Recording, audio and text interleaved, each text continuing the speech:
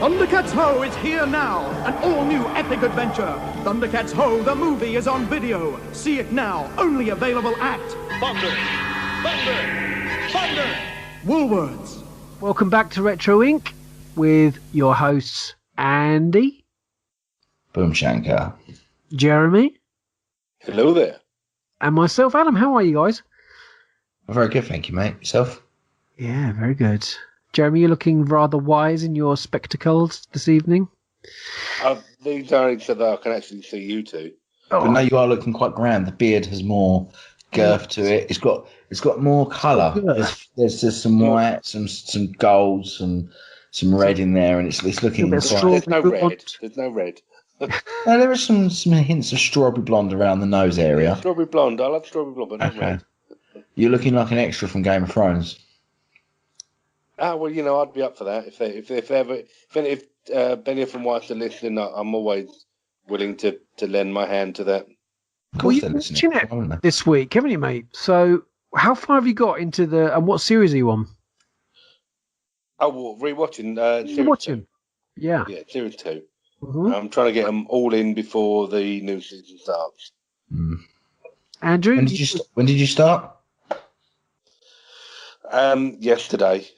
So you've got to watch 2.3 per day between now. I'm with that. Yeah, I know you've called, but I just saw it was a couple of days ago. It was like 2 episodes a day between now and the premiere date. Well, so I think I'm up to episode about 4 or 5 of season 2. So you're well ahead of schedule. Right. Yeah, totally. I'll be fine. Oh, and I've forgotten a lot of what I'm watching already, so I'm doing well. Yeah. Sorry, Adam. What did you say? You were on that tip too, weren't you? I'm on the Game of Thrones trip, mate. Yeah, I have end of season 2 now. I think we slowed down this week because I've had a couple of busy days and I haven't been bothered, to be honest. I've been falling asleep, but we're well on target for that as well. Are you watching these via Blu-ray, DVD? It's all on Sky. It's all on Sky. Yeah, they put it on watching this month. So yeah, I've been watching on there. Cool. Anything else this week has been gracing your television, laptop, phone, or whatever? Tablet? I have watched on Netflix the new Ricky Gervais thing, Afterlife. Isn't it wonderful? I don't like Ricky Gervais, and I do like Ricky Gervais. I think him as a person is wonderful, but I couldn't get on with The Office. I've never watched it because I don't like the style of the film and the whole jumping about stuff. But Afterlife was absolutely superb, and I would recommend that to anyone. Yeah. It's absolutely brilliant, isn't it? Yeah, it's just. Was there any perspiration or any tears? No, of course no, none at all. I didn't think so. I'll tell you another thing I watched this week. Yeah. I watched Captain Marvel. Yes, you did. And you're going to say, I believe that movie is going to make you cry quicker than any other movie you've ever seen. You personally, not Andy, because Andy's a bit tougher. Yes, but he is. I think that you will. You don't see me watch Inside Out, mate. Yeah, but I'm reckoning. I'll give Adam about 4 or 5 seconds. Right. He may not be bursting into tears, but he'll be welling up. I'm really surprised I haven't been to the cinema yet to see it because I've had some time. But there's been other things that I've really wanted to watch, and so I've kind of avoided going to the cinema this week. But it's going to be on for quite some time, as we discussed when we met up last week or before. I think I'm going to sort of just wait till the crowds die down a little. Well, yeah, I don't think it's going anywhere. It's just done 200 million in its opening weekend domestic. Wow. The thing about it is, it's a really good movie, but like we've said before, it's chucked in among 20 end of the world amazing movies. Yeah, it's end of the world game changing stuff. That is where we're at in the current MCU. And this is a film, I haven't seen it yet, but I kind of know what happens because I'm not worried about spoilers. And it's one of those that just does its own thing, and that's cool. And in 6 years ago, we would have been fine with it, and I think it would have been better received as a. But it's like Ant-Man and the Wasp. I said to you last week, I started watching it last week, and I turned it off because I got bored. And it's not because it was a bad movie; it's just my head was ready for the current state of the MCU. You know, the Thor Ragnaroks of the world and the end game, the Infinity Wars and the things. It was perfectly fine. It was a perfectly fine movie, and compared to most movies, it's a good movie.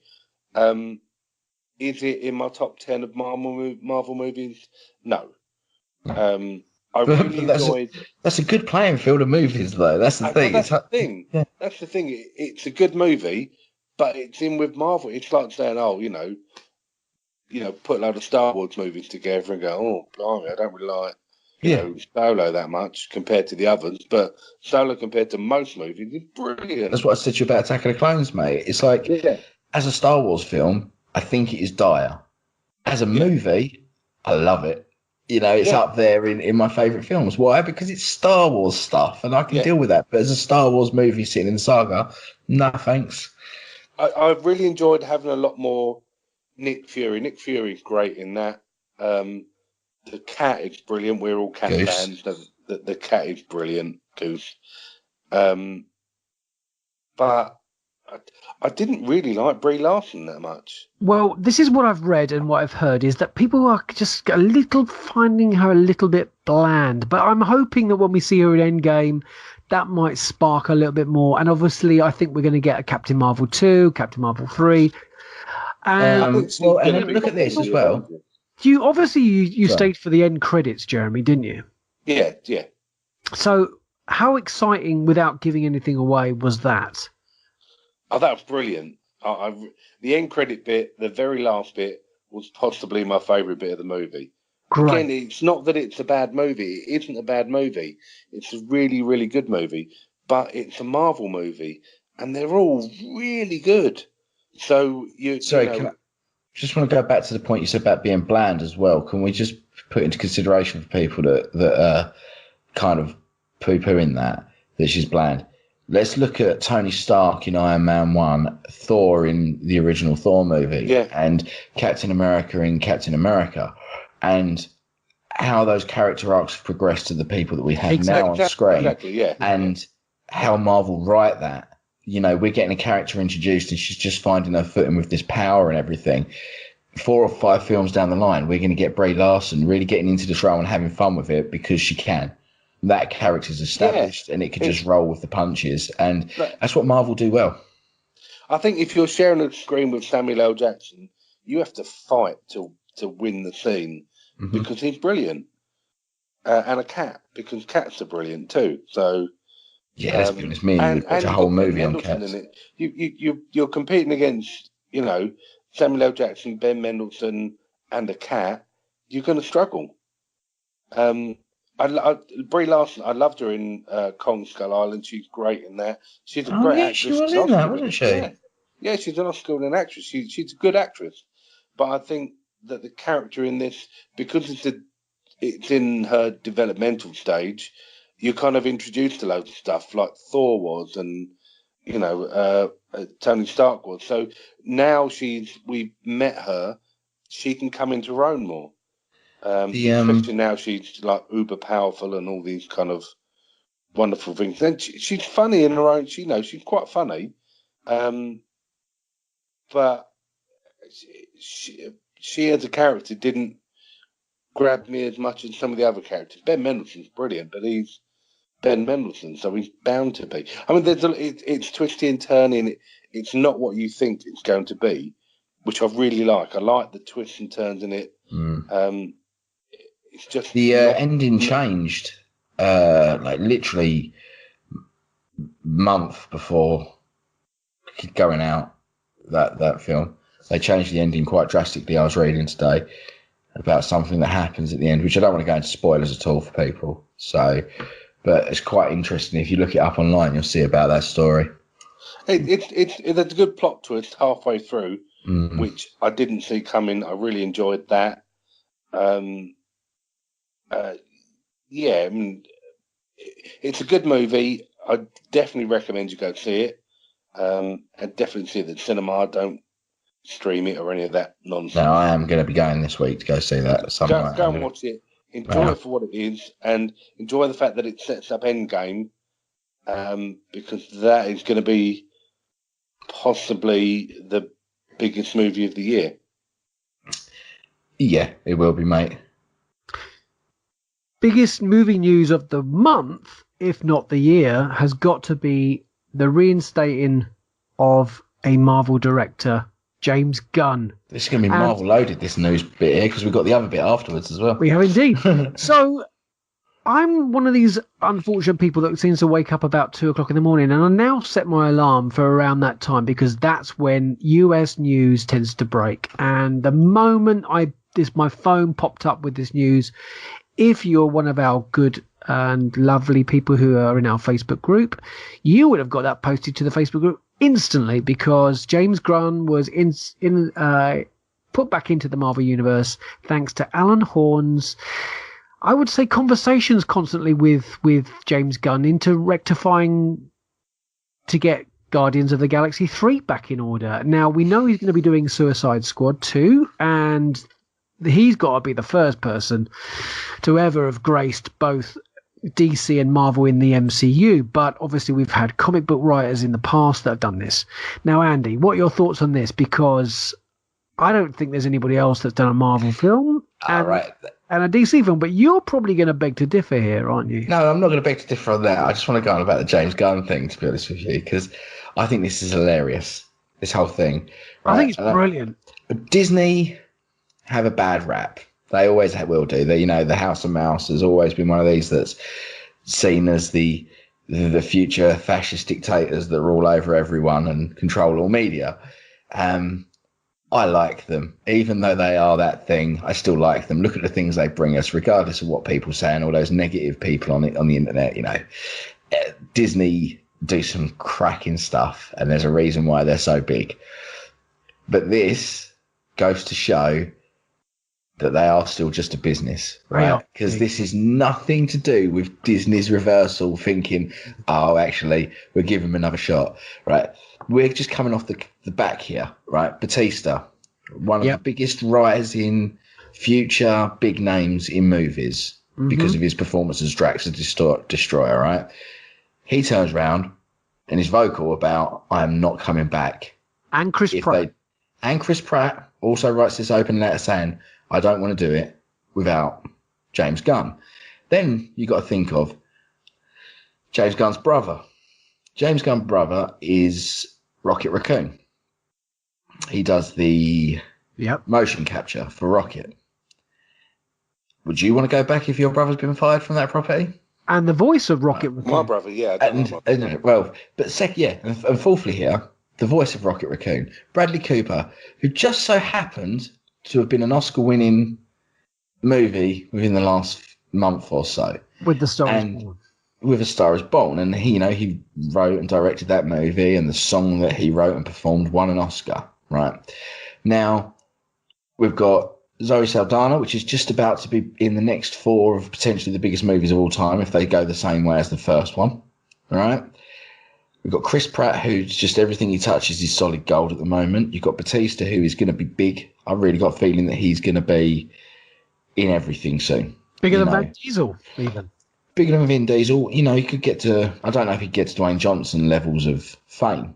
So you're dealing with this uber cast here. That when they started these movies, they were not relatively unknown, but they weren't these major AAA actors that everyone wanted. And now they are. And then you're looking at Endgame, and they're going, right, so we can work with them in this because contractually, but crap, we need the Guardians back because this isn't going to work without them. And no matter how much you can go, well, we can get rid of Batista and get someone else. Do you know what? You can't. You can't because he made that role his own. And I honestly think they put it on hiatus because they were going to cancel it. I think they were thinking of a good way of writing this out of the MCU and then realised that they're probably part of their biggest money spinner. Because as soon as the Guardians was introduced, that is when the MCU was revitalised and went down the line that we're at now. And if it wasn't Endgame that was your favourite film, which I think, Infinity War, which is your favourite film, would I say is that right? Yeah, it is indeed. Yeah. What else would in the movies that we've had so far is your favourite? Thor Ragnarok. And you, Jeremy?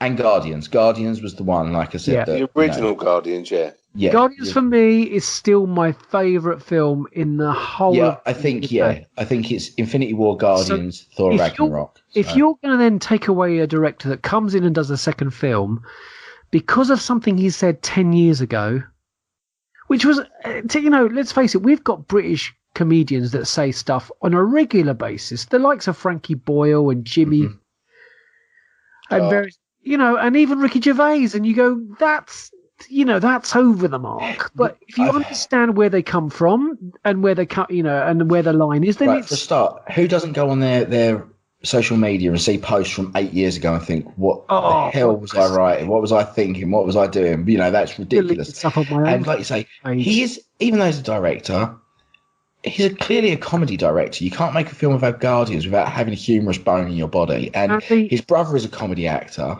Andy, he'd already written the script.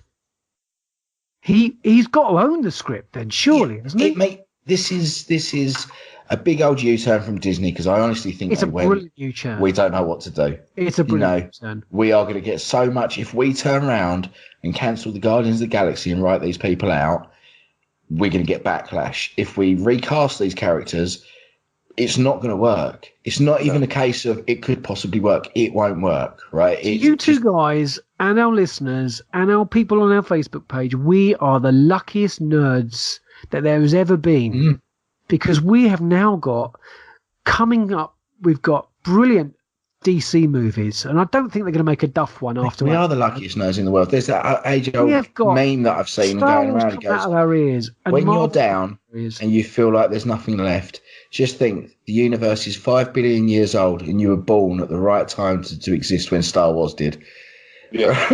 Right, and out of that eternity of the universe, we exist now when this stuff is here. And a man made some jokes. It wasn't necessarily tasteful or what, but they were jokes nonetheless. And if you can sit there and watch Family Guy weekly and laugh at jokes like Prom Night Dumpster Baby and a lot of the other things I'm not going to go into on a family rated show, you've got to just be able to just brush that off. And I know Disney doesn't watch South Park and Family Guy and not laughed at some distasteful stuff. And the thing that annoys me as well is Disney do it because they don't want this thing hanging over them. They don't want this associated with their brand. Now, let's go back. What is Pixar's, which is owned by Disney, bearing in mind, same as Marvel, what is Pixar's biggest movie and most well-known movie? Well, it's got to be Toy Story. Toy Story. Tim Allen is in Toy Story as the wonderful Buzz Lightyear. Do we know Tim Allen's past? The man was arrested and incarcerated for being a cocaine mule across the border. Yeah, it was not entirely clean, is it? It's not entirely clean. He's been in prison for many years as a cocaine trafficker. My God, Tom. And filthy past. The man's flawless. If you can forgive Tim Allen for that, which we can, we've all done things in the past, I'm sure you can forget a couple of tweets. Like, I'm sure how can you put them on the same scale? Cocaine trafficking, and I made a naughty joke. Yeah, they've done a brilliant U-turn, and I was absolutely thrilled when this news came through. It's like saying there's going to be an episode 8, there's going to be an episode 9, there's going to be a new trilogy.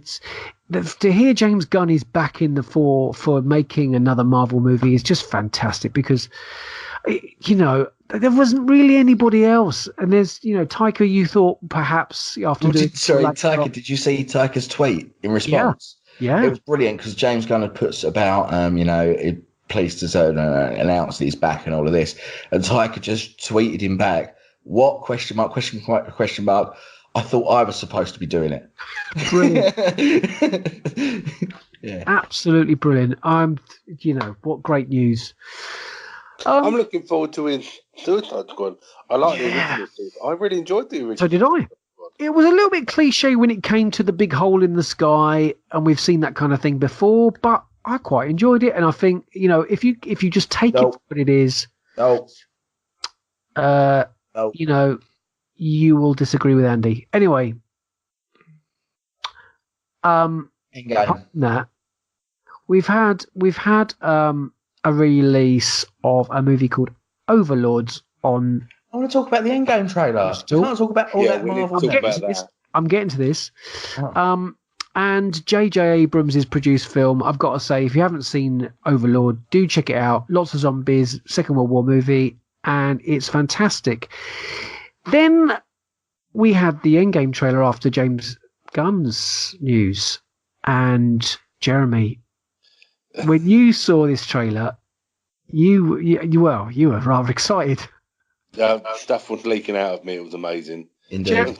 Andy, you made a face and took a picture and posted it, which was... I was really upset by that. I spent ages making that. It had GIFs on it and everything of all the Avengers doing little dances and stuff all over it, and me going, Yahoo! When I posted it, it didn't come out. When we had all that down thing. The biggest question about this trailer, black and white. Black, white and red. Yeah. Black and white what? Well, there's quite a lot of, obviously, footage where it's in black and white with red. From the older movies. Yeah. Yeah. What are your thoughts on that? What did you make of it? I don't necessarily think some of that is in the movie. I think that was done artistically. Oh, absolutely. To give it a bit of backstory. Yeah. But why? But why? Because timey-wimey stuff, mate. That is 2 weeks in a row. It's timey-wimey stuff. Yeah. That's why. I think we saw the shot of Ronin, Hawkeye, with his daughter, and I think that is in the movie, and I think that's going to be a flashback to the decimation happening. I think that he's going to do that. As he gives her a high five, she turns to dust. Yeah, that's what I'm saying. That's when the decimation happens. Yeah. So we're going to see that flashback of why Ronin is what he is, and I think we're going to see that happen, like you say, give her a high five or a hug, and she's going to disappear, and then he's going to freak out and disappear. And do you think he's going to be angry against the Avengers, or do you think he's just going to become he's not angry against the Avengers? He's got angry with himself, mate. Yeah, that's why. For not being there. Yeah, for not being there. He feels at that point he's going to be like, I was standing here doing this when I should have been out there helping them, regardless of whether or not I feel strong enough to compete with them. I could have done something about it. And, even if I took the bullet while they did what they did. And he's going to be, I think I dropped a P word earlier. I think that's radio friendly. He's going to be very angry. Yeah, he's going to be angry. And what an exciting character to get back into this. I've always loved Hawkeye. I would like to see him deal the death blow and change everything, because he's always the one that he's underpowered compared to the others. Everyone thinks Captain Marvel's going to come in and save the day. I would like him to be the one that fires the blow. Yeah, totally. That'd be great. Because he's an everyman as well. Yeah. Let's be honest. I know he's got the skill of being a supreme archer, but he's an everyman. He's got the family. He wants to be a hero, but he doesn't feel like he's good enough compared to gods and alien beings, which is kind of understandable. You've got Hulk, gods, aliens, Iron Men. And there's this guy who's like he lives on a farm. He's like, we're fighting robots and I've got a bow and arrow. Yeah, exactly. And I would love to see that. And this is going to be that. I think it's a tear-jerking moment, don't you? I think if that happens, I think there's almost a tear-jerking moment. Well, let's be honest. I mean, you look at Hawkeye as a character. I mean, we saw it in was it Infinity War where you see his family, and I look at him like he feels like he's not good enough, like he can't compete with these people. Civil War. Sorry, yeah, thank you.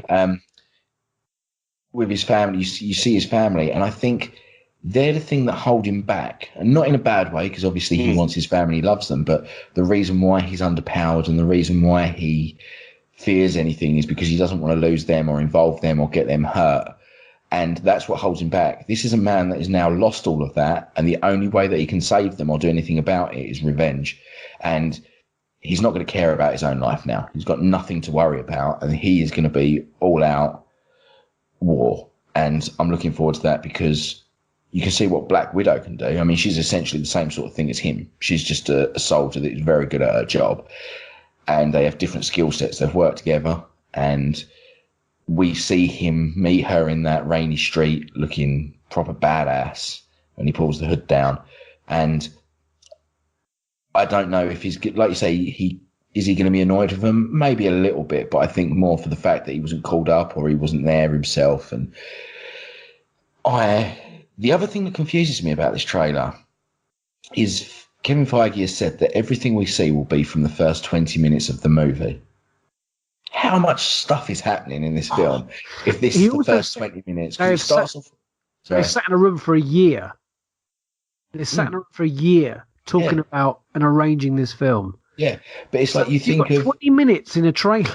Yeah, but you think it's from the first 20 minutes, but it starts off with Stark on the ship, leaving the message for Pepper. All right? That leaves 2 hours, 40 minutes left of footage. 2 hours, 40 minutes left of footage. And within this trailer that is 2 minutes long, out of the first 20 minutes of the movie, he's walking back into action wearing some really cool-looking flight suit with the rest of the Avengers. Back with the Avengers. Yeah, within the first 20 minutes. So how much stuff is happening in this movie? Or is this the timey-wimey stuff going on? Are we going to have Stark in that ship, but then we're going to cut and it'll be them lot walking along in these suits, going through dimensions and things like this? I don't know. But it's just when I watched it's given us nothing, is it? We know nothing. They didn't give us anything. Clever. And I saw someone who broke it down like that on the internet. It was just like, you know, that the new meme that they do is the headline and the real headline. And it was along the lines of, you know, Avengers trailer, blah, blah, blah. The real headline was Avengers trailer gives us 2 minutes of, oh my God, oh my God, oh my God. And then stopping and going, what's the film about? Yeah. Because it gives you nothing.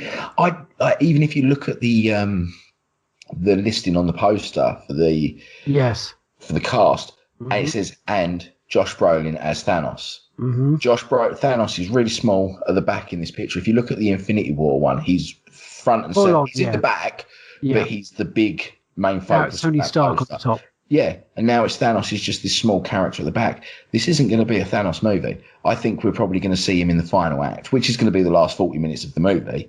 But that's where he's going to turn up. I think we're going to see him a little bit, you know, on his farm, doing a bit of farming and happy as anything. And this movie is more going to be about the Avengers having to get back on their feet. So it should be. Yeah. It's an Avengers film, mate. Yeah, which Infinity War wasn't. It was a Marvel. It was a Thanos movie. Who would have thought, though, as 3 Star Wars fanatics that would be so excited about Marvel? Now, my first kind of, you know, introduction to Marvel was actually Star Wars Weekly in 1977, when the comics came out before the film. So, you know, this was the first time I'd even heard of someone called Stan Lee. I'd never even seen a Spider-Man comic in 1977. And now, you know, next to Star Wars, the MCU films are my next favorite movie genre. And you know, I'm still absolutely, you know, baffled at just how incredible. Can you answer me this? Yeah. I'm going to make an admission here that I think I'm actually more excited for Endgame than I am Episode 9. Well, I'm not surprised. Right, and I want to break that down that I'm no less excited for Star Wars, but there's a big dark cloud of that's the end. There is that. And that worries me because we've gone our whole lives, okay, we had the prequels and we've got the sequel trilogy, but we never thought we were going to get them. But when they turned up, they were a pleasant surprise. But it was always room for that to happen. Disney have said, this is the end of the Skywalker saga. For you, mate, I think that probably this is another probably a thing is that we've had episodes. We've had 2 individual films in Solo and Rogue One. Every time we've had an individual story arc by each character, and then we've had a follow-on story, i.e. we've had Thor Dark World or whatever, and then we've had an Avengers film, and we've gradually been seeing this all playing out. Whereas with Star Wars, we have an area of doubt, we have an area of fear, and then we have this apprehension. Is it gonna be as good as I imagine? Well, when it comes to Marvel, we don't have that particular thing. We're just excited to see what's coming next. I think that's because as much as I'm more excited for Endgame than I am Episode 9 is exactly what you've said there. That Star Wars is too personal. It's too important to me. And that's why I worry about it. If I go into, like, Endgame is probably a bit more worrying, but like, for instance, Ant-Man and the Wasp, I watched it. Yeah, it was all right. Turned it off halfway through. I'll get back to it. It doesn't matter. It doesn't ruin everything else about Star Wars. And not that if there is a bad Star Wars movie, it does ruin it. But I feel personally offended when it does. You know, it's I watch it and I think, oh man, what have they done? Why did, Attack of the Clones? I'll always go back to that because it's the easy target for me. I've never, I know you like it, Jeremy, and I get that, but I'm allowed to not like it. And it is that thing where it does upset me that they made a Star Wars saga movie and did that. Like, they could have done so much more, and that's why it annoys me. They made Ant-Man and the Wasp, and whatever. Okay, yeah, I couldn't. Because it's we a good know enough movie, but I'll just another deal one with it. being made. Yeah. We know there's another director involved. And when Endgame finishes, even if it's bad, even if it is bad, we're going to continue for the next 10 to 15 years of Marvel movies, right? And we will get more and more, and they will probably get progressively better if that is possible. With Episode 9, when the credits roll at the end, like you said, you don't know how long you're going to sit in that seat for. I think a lot of people will be the same. You'll be like, I've just literally watched the last Star Wars saga movie. Yeah. And that will be a heartbreaking moment for all of us. So I enter that movie with less excitement and more trepidation and anxiety, because I'm like, do I want to this? In a way, it's like going to see a dying relative in hospital, because when I leave that, it's done.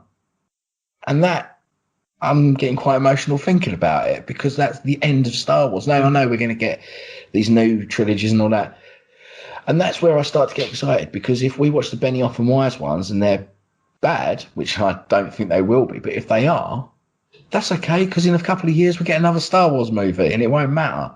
And that's where we're in the realms of the Marvel universe, where I can go, I don't like that one, but I like this one. Yeah, I think the Star Wars, the Skywalker saga is important. We'll be in the same place. Yeah, I think in yeah, a couple of years, that's why I'm more excited for Endgame. It's not because I'm going, oh, whatever, Last Jedi sucks and all of that, like idiots. It's because it means so much more. That's all. Anything to add to that, Jeremy, in terms of the trailer and how it made you feel and excitement? I couldn't be any more excited for Endgame if I tried. The trailer is one of them wonderful trailers that shows so much and says so little. That doesn't tell you anything. It shows you loads of amazing visuals. A lot of it was flashbacks from the previous movies. Which I loved. I mean, I love all the previous movies. But I just kind of think that, it doesn't tell me anything, and I don't want to know anything. I don't want spoilers. I want to see it on the night that it comes out. I don't think we're going to get another trailer now, mate.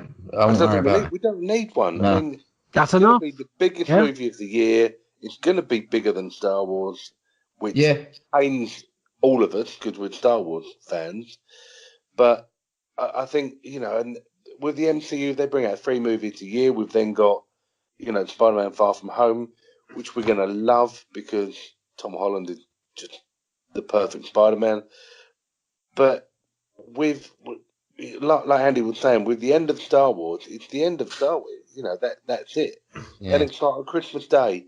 When Christmas Day, we've got your presents there.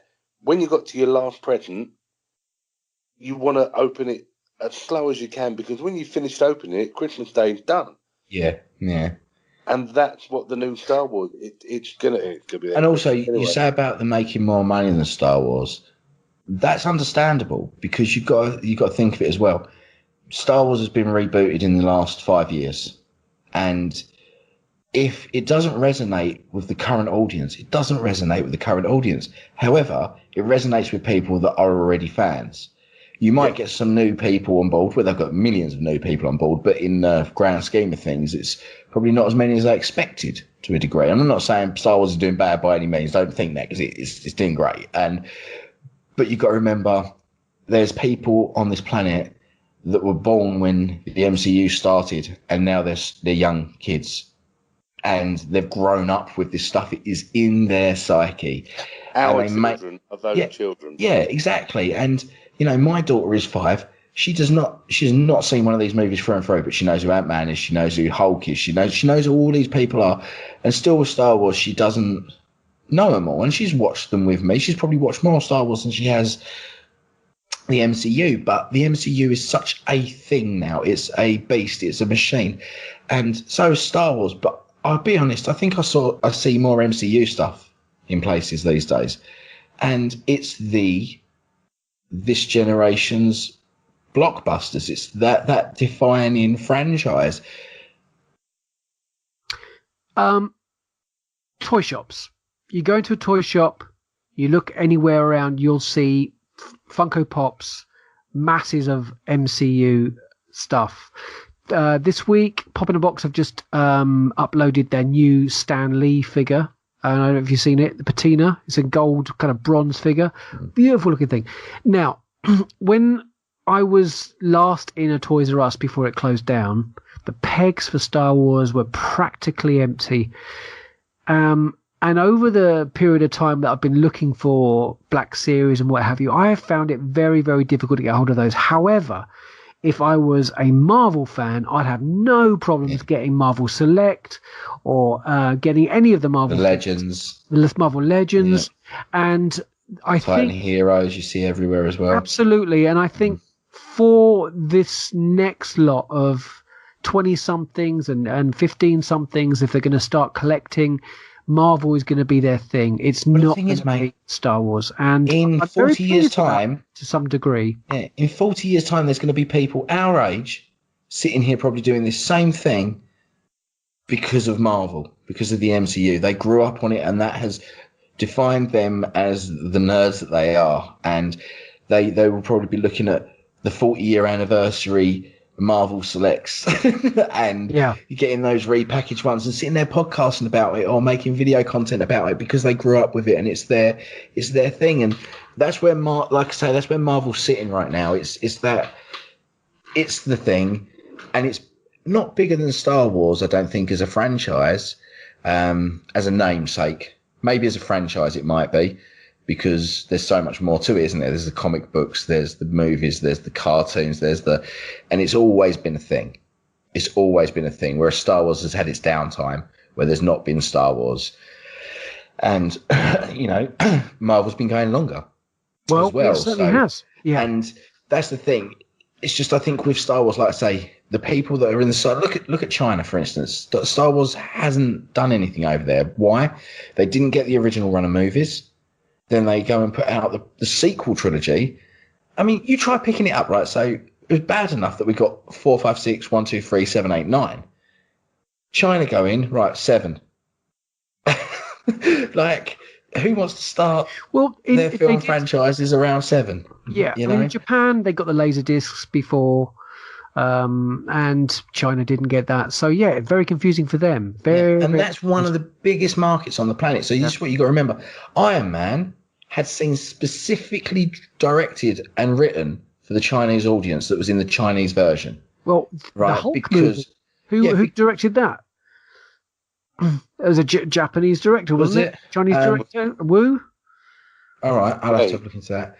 But who was it? Ang Lee. Ang Lee. Yeah, that was the original terrible one. But it did very well in the Asian market. But this is the thing, and the Asian market is one of the biggest money spinners for cinema now. It's the second biggest movie, place in the world. And when Iron Man lands out there and it makes the money that it made, it's no wonder that Iron Man's big. But when you release The Last Jedi out there and it's in cinemas for a week before it gets pulled, they're losing a big old chunk of wonga there. And if you look at where The Last Jedi, The Force Awakens sits on the all-time rankings for box office gross, if it had made that impact that films like Iron Man and that make in China, I think it'd be at the top. And as a fan of Sideshow and Hot Toys, if you look at the Chinese market when it comes to that, it is majority of the sales and the product that they put out, Hot Toys and Sideshow, is Marvel orientated, and that just shows how important it is to the fan base in the Asian market. Well, it's as well Spider-Man. Look at Spider-Man. You can show anyone, any age, a picture of Spider-Man, and they know who it is. My daughter, she's never watched anything with Spider-Man in it. She's never read a comic with him in it. She might have seen a bit of Civil War where they're fighting in the airport, and I told her it's Spider-Man, but she can see Spider-Man a mile off. If I show a picture of Mark Hamill, she goes, that. Yeah, or Chewbacca. Yeah, well, she might know Chewie, but the point is, like, Luke Skywalker's the pivotal role in the Star Wars saga, and she might not necessarily know who he is if he's in a different outfit from his farm boy Rose with a lightsaber, because that's what she sees him as in, we saw it in The Simpsons tonight, the Luke be a Jedi tonight sketch and all of that with Mark Hamill in it. She's, it's Luke Skywalker, yeah, because he's got a lightsaber and the robes, but if you saw him in a different outfit walking along somewhere, she might not know who it is. It's so defining, and everyone knows what Marvel is. Indeed. Now, I'm sure she recognises Dora the Explorer, and this was the first probably cartoon she might probably have even seen on TV. Swiper, stop swiping. That's brilliant. Now, there's a live action film coming out of that. Yeah. Now, next topic for this evening is animation and cartoons. Oh, we're not doing the Dora the Explorer 2-hour special. What are we going to do? Oh, okay. Why did she use Google? That's what I want to know. So, animation and cartoons. Now, Marvel didn't really get into animation and cartoons till probably mid-90s. And DC have put a few goodies out. But Marvel didn't get into cartoons until the mid-90s. Spider-Man. Well, I'm talking about sort of big stuff here. We're going to go back to when Warner Brothers and the like were putting out Roadrunner and Mr. Bugs Bunny and etc. And Andy, what are your first memories of being sat in front of the telly and watching cartoons? And what comes in your list of your favourites? Right, well, because it's a strange one. I grew up in a time, I know you two, they grew up before they'd invented the pencil, so they probably had to do it on chalkboards and stuff, and you had to just move them really quick to get them to work. But I grew up, it was a strange time, because I had things that I grew up from the 50s and 60s cartoons, like you say, your Scooby-Doos, your Tom and Jerry's and all of that. Because my dad was showing me the things that he watched as a kid. And then I grew up in a time of the golden age of 80s cartoon era TV. So I kind of don't have anything defining that. When I sit there and I was trying to think all week when we spoke about this, I'm thinking, what did I watch as a kid? And the honest answer is everything. Right? It's like the list is, you've just seen this list here that I wrote. I didn't even write everything down because I was getting cramp in my hand. And some of the earliest memories, though, of like TV and stuff, like cartoons, is Looney Tunes is a big part of it. The Warner Brother Looney Tunes, and Tom and Jerry as well. When my granddad, we used to go up to my nan and granddad's every weekend. Well, a couple of times a month on a Saturday and stay over for the night. Now, as a parent, that makes me shudder at the thought of why I was staying there and not at my house for the weekend. But a couple of times a month we would go there and we'd stay the night. And my granddad had VHS, and on it he'd sat there like making a mixtape and recorded all of these old cartoons. And some of the ones that I remember the most out of that was the Tom and Jerry in the kitchen with the ice skating in the jellies in the fridge. I don't know if you remember that one. They freeze the floor. Mm-hmm. That I hear some of those notes from that and the Quincy Jones soundtrack, and it just brings up all of these. It just brings up all these memories and these feelings and this nostalgia, and especially that episode, as well as the Night Before Christmas one with Tom and Jerry. That was a great one. Bugs Bunny episode with the rabbit hunting season bit with Elmer Fudd in it. The rabbit. And the Ride of the Valkyries one. Yeah, that was on there as well. He literally, I think if you went back, they're probably some of the best episodes of Warner Brothers and that he'd taped at Looney Tunes. He'd taped for us at the time, so we used to watch that tape religiously. Did he record any Amazing Spider-Man cartoons? No. And I'll tell you why, is because although, like I said before, that Marvel hadn't really put anything out, the Spider-Man cartoon was very limited. And then back in the day when it was actually on TV, if you didn't catch it when it was on, you didn't know when it was on. That's the thing. I've got to be honest Tom with and Jerry that. was on very regularly, as I well didn't as watch cartoons. Spider-Man until much later in my life, to be honest with you. I think that come out in the 70s, didn't it? Or 60s or 70s, Spider-Man? And I didn't watch that until I was probably about 10. So we're talking, early 90s there, very early 90s. And that was my point. Yeah, I think that's because I saw it on Sky on reruns, and that's why I saw that. I understand what you're saying about it not being very popular. It was very limited. I remember there's so many things as a kid that I remember watching, but I'm going to go through this big old list, and I'll stop at some points. Ones that will, if you just go, yeah, we'll talk about it in a minute, okay? Because I know that you'll probably bring up some of them as well. But ones that you probably won't remember, like Jason the Wheeled Warriors. Don't know if you remember that. That was very 80s. Galaxy High School. No. Which was actually directed by Chris Columbus. Was and it was it was a Japanese-American fair. And it was only 16 episodes, but that has really become a cult classic, that one, Galaxy High School. I used to love that. Thunder the Barbarian. I don't know if you remember that. That was 70s, that one, I'm sure, Thunder. And that, again, was a very... Yeah, it was, yeah. Yeah. Rude Dog and the Dweebs. No. No, you don't remember Rude Dog and the Dweebs? I used to love that. Denver the Last Dinosaur. He's Our Friend and a Whole Lot More. Dungeons and Dragons. Well, I loved that. I did love that. That is a classic. And that's one of the ones that was, again, it's weird because I look back at this time and I can't really think of anything that I go, I used to love that, because I said to you, I sat there watching the intros to some of these and I thought, I watched this religiously as a child every Saturday morning. I don't remember this at all. And there's something shut off in my brain that I'm like, I'm not remembering this, but it still sparks the nostalgia in me somewhere. I remember sitting and watching this, but I don't remember it. Dungeons and Dragons is something that I remember at the time enjoying, but it never really was a big thing for me. Looking back, it's one of the things that I actually remember the most. It was very well animated, wasn't it? Yeah, and it must have made more of an impact on my persona and everything than I realised, because I remember Dungeons and Dragons, some of the episodes. I remember the characters, and more than I remember things like Thundercats, which I was an avid Thundercats fan. We had the toys, I had the clothes, I had the bed sheets, I had everything Thundercats. I couldn't tell you one episode, but I can tell you Dungeons and Dragons, and I didn't really watch that much, but I enjoyed it. Captain Planet and the Planeteers was one of my favourites as a kid. I used to love that show. Fingers crossed for the supposed movie. Inspector Gadget.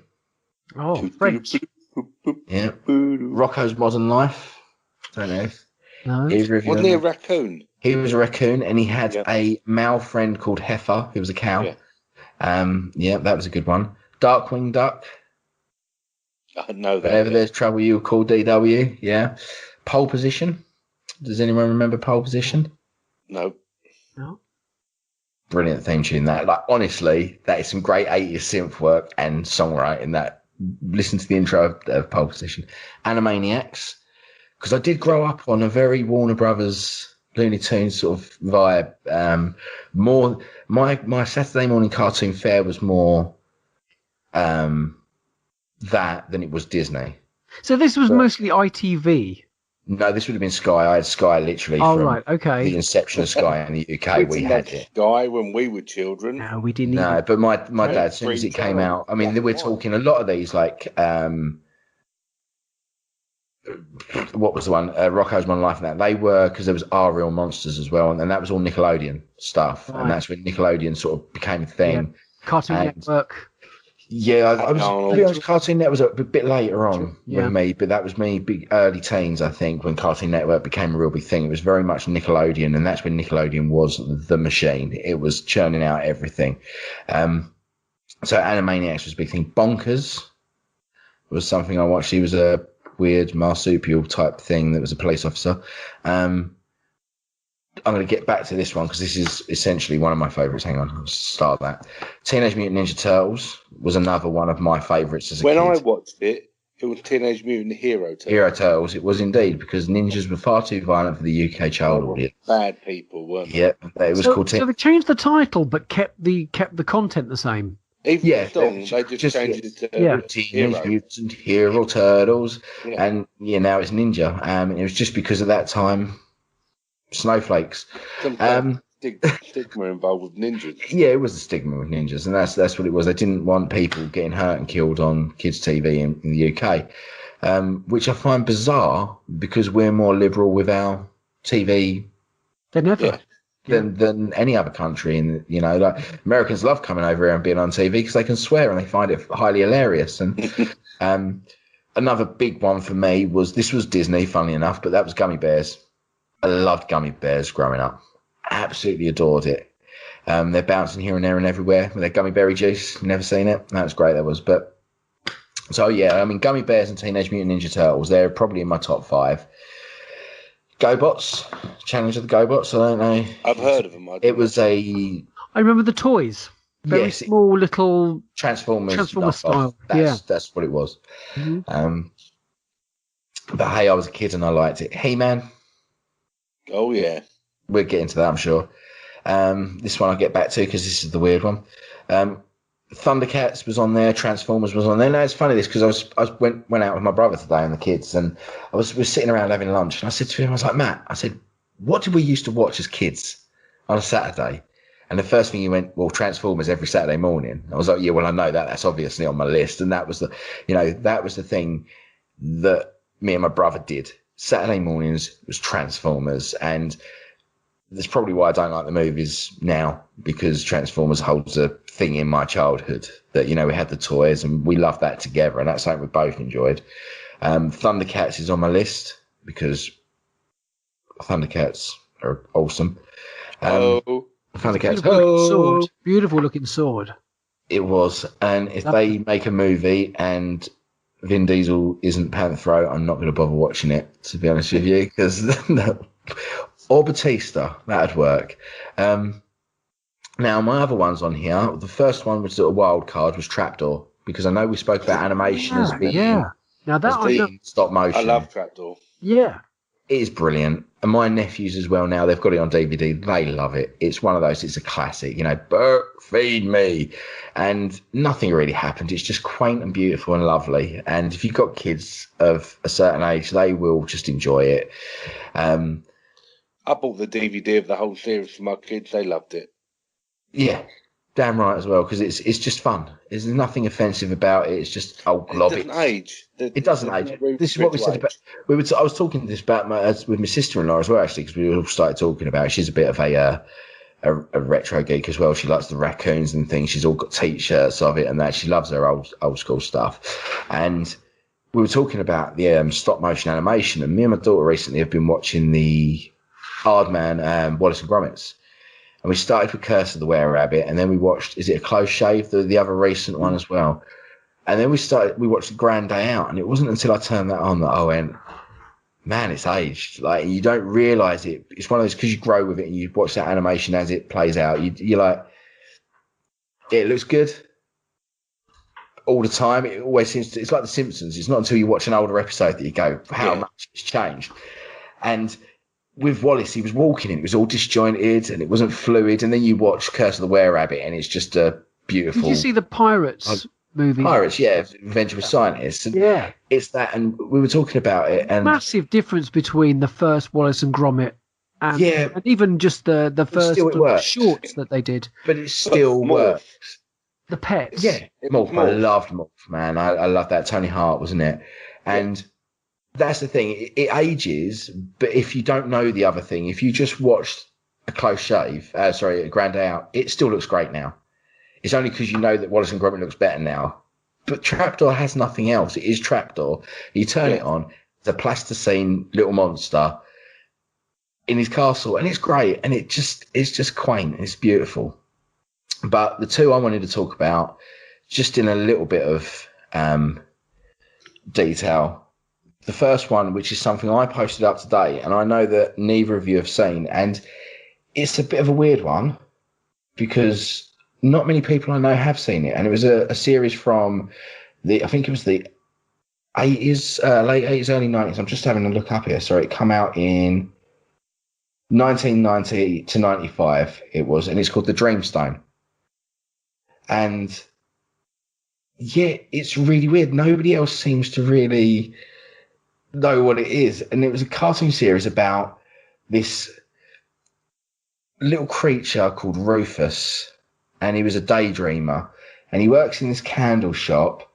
And there's this wizard that lives in a castle, and he makes dreams and sends them out to people. And he's got the dream stone, which sends out the dreams to everyone. And there's this bad guy called Zordrax, which is a big, scary, dinosaur-looking evil dude. And him and Rufus have to keep the dream stone safe because he wants to turn it into the nightmare stone. And that's essentially what the whole series is about.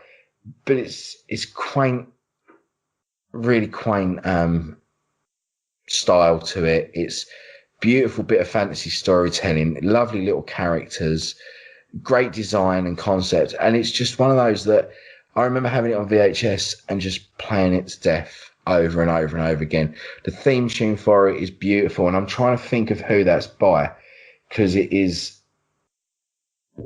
got this style to it. It's very, very early 90s. Let me just look for it. Soundtrack, there it is. Yeah, the full-size professional orchestra, the London Philharmonic, did the music for it. No wonder, it sounds good. The score by Mike Batt was heavily characterised by the use of... Womble's guy, yeah. Yeah, so... he was a hit maker, wasn't he, before Stock Aitken and Waterman? He basically... Yeah, it's got... what I'll do is afterwards I'm going to send you to the intro for it, because you'll get the gist of the series from that intro because of the way it's very ethereal. It's just really nice fantasy for kids, and I think it's a great introduction for young children into the sort of fantasy world. He's got the wizard's got a fish called Albert. Wanda. It's dogfish, and it flies. It just floats around next to him all the time, but it's half dog, half fish. It's amazing. But I loved the Dreamstone as a kid. It's very unknown, and so is my next choice. Well, I thought it was more known than it is. It seems to be that our American friends and our Canadian friends on the Facebook group know more about it than you two. Yeah. And again, I think it might be an age thing. I think it is, yeah. To a degree, because this was on the Disney Channel while I was growing up, and that's Gargoyles. And Gargoyles is something that I wish that they would redo, which they are talking about. I think it was Jordan Peele from the Get Out and everything, not Get Out, from Get Out and Us is in talks to do something with it, which would be fantastic if that was the case, because if he's grown up like me watching that, and as a fan and the skill that he's got, we're going to have something good there. Now, Gargoyles was set in modern day New York, and it's got Scottish myth and legend with gargoyles, and it's right up your streets, Jeremy. It's, in a way, I feel like it's got a kind of a Highlander feel to it, which I'm sure you got from that trailer, from the intro that I sent you to earlier. That dark, gritty, American, rainy city with some magical stuff going on in the background. And the gargoyles have come alive after 1,000 years, after this castle's been moved from Scotland to America on top of this skyscraper. And they're fighting the forces of darkness from this castle. The cast is one of the best things about it. Let me just, so I'm just getting this up because I've got to go through all of these. Right. Now, bearing in mind, this came out in the early 90s, and I don't know what it was, but I think the studio where it was must have been right next door to the Star Trek The Next Generation set, because there was constant appearances from TNG characters. Now, Jonathan Frakes is in it for quite a bit of the series, but I know Michael Dorn turns up at one point. I'm sure Brent Spinner does as well. And there is Mina Curtis is in there as well. And there's so many Star Trek Next Gen alums in this series doing voice work, but also people such as Frank Welker and Keith David do voices in this. And Keith David is Goliath. He's the main character. And it is something that should be made again now. Like, it needs to be made again now. And I know that IMDb have it listed at the moment as TV series between 94 and 96, and then a dash. So this is something that is still alive in some capacity. It's not dead. And it needs to be remade, and it also has an IMDb rating of 8.1 out of 10. So you, Jeremy, need to watch at least one episode. I will find this because I think it's one of those that, even looking back at it now, it's one of those that's still good enough for adults. It's got that tone to it. You've got to look past the cartoony side of it, but if you look at the deep story of it, if that was turned into a Hellboy-esque movie, yeah, you'd love it. Why can't we as adults enjoy cartoons anyway? Yeah, we can enjoy cartoons, but it's that style to it where it's got that grittiness enough that if they wanted to make this into an 18-rated movie, they could do, and it would work very well. I mean, we're talking massive giant gargoyles battering the granny out of each other on every episode. It's just because of the lack of blood and death that it's not an adult thing. And, yeah, well worth a watch, mate. Cool. So, shall I go first? Do you want to go first? You go first. Well, I think everything for me started probably about 1974, 75, when we had Saturday morning pictures, which was essentially going to the cinema, you were plonked down in a seat while your mum went shopping, and you were left there until about lunchtime. So this was probably my introduction to seeing Tom and Jerry, simple slapstick, super funny, charming and hilarious cartoons that we've all seen and loved. And Roadrunner, well, Wile E. Coyote for his desperation and desperate longing to capture the Roadrunner, that was absolutely hilarious. And I was desperate to find out who the hell Acme was, and I was told later on there was no such company. Can you both remember? Can you either of you have a guess at what the Latin for Roadrunner was and for Coyote? You remember when they used to come up with Roadrunner? It'd have in brackets. Oh, man. Any idea? Because I can't remember off the top of my head. So Roadrunnimus, wasn't it? Something like that? Accelerati Incredibilius. Right, okay. And the Coyote was Carnivorous Vulgaris. Yeah. My next favourite was based in Bedrock.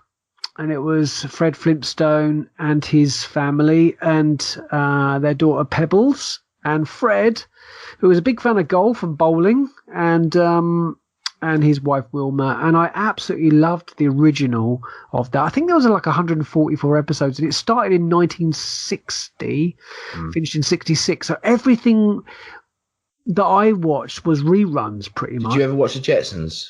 I did. That, yeah. Yeah. And that was on around the same sort of time. But how about the Flintstones movie? Pardon?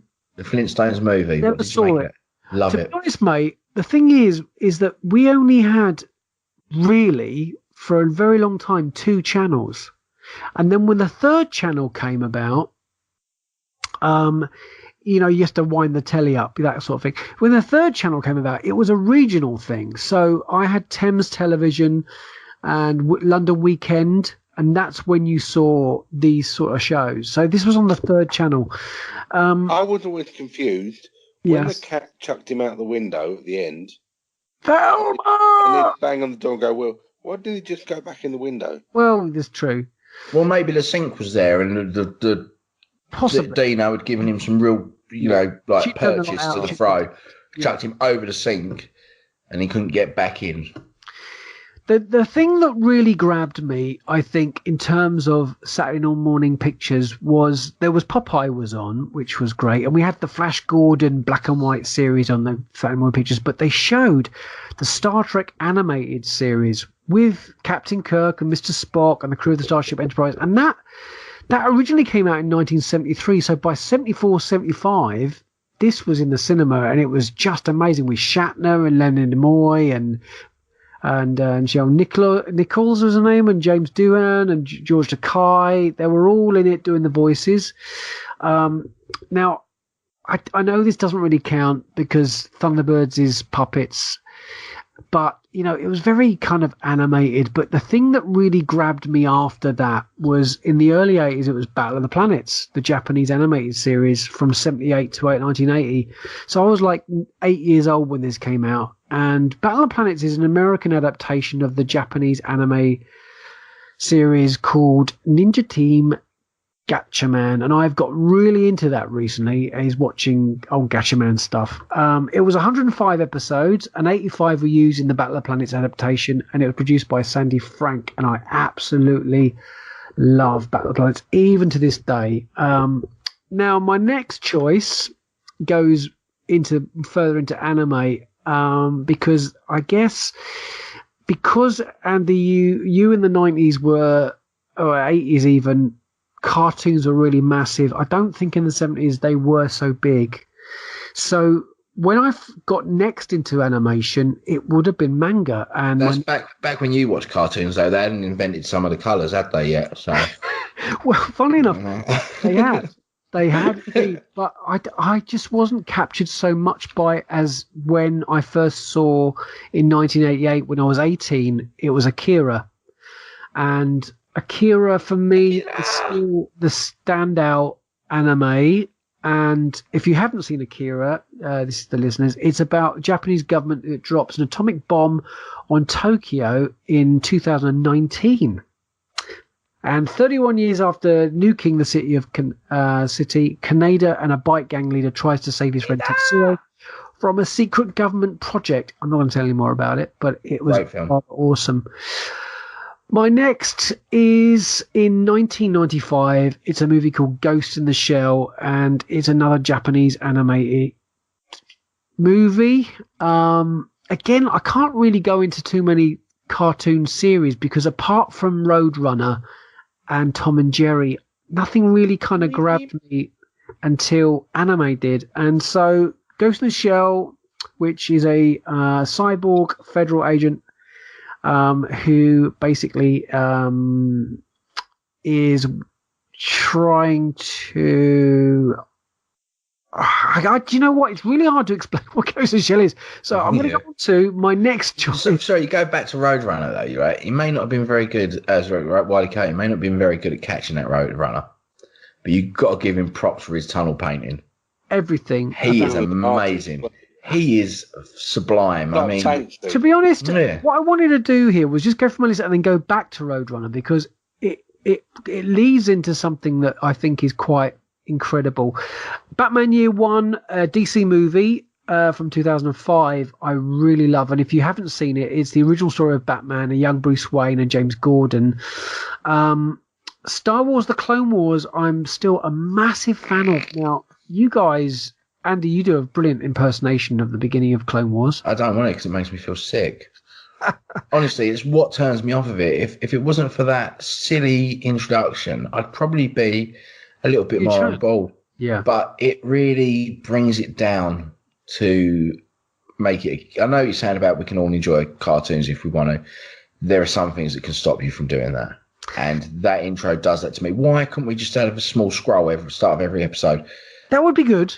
Like, it doesn't have to... It's just to get the scroll. Just go into the cartoon. I get that.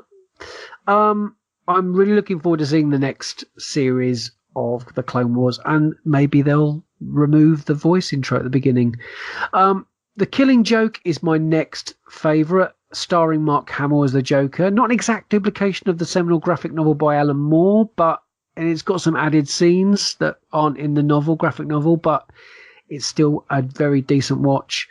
I'm not really a general fan of some of the newer Warner Brothers cartoons that have been hitting various sources recently, but I do love Batman Ninja, which is absolutely amazing.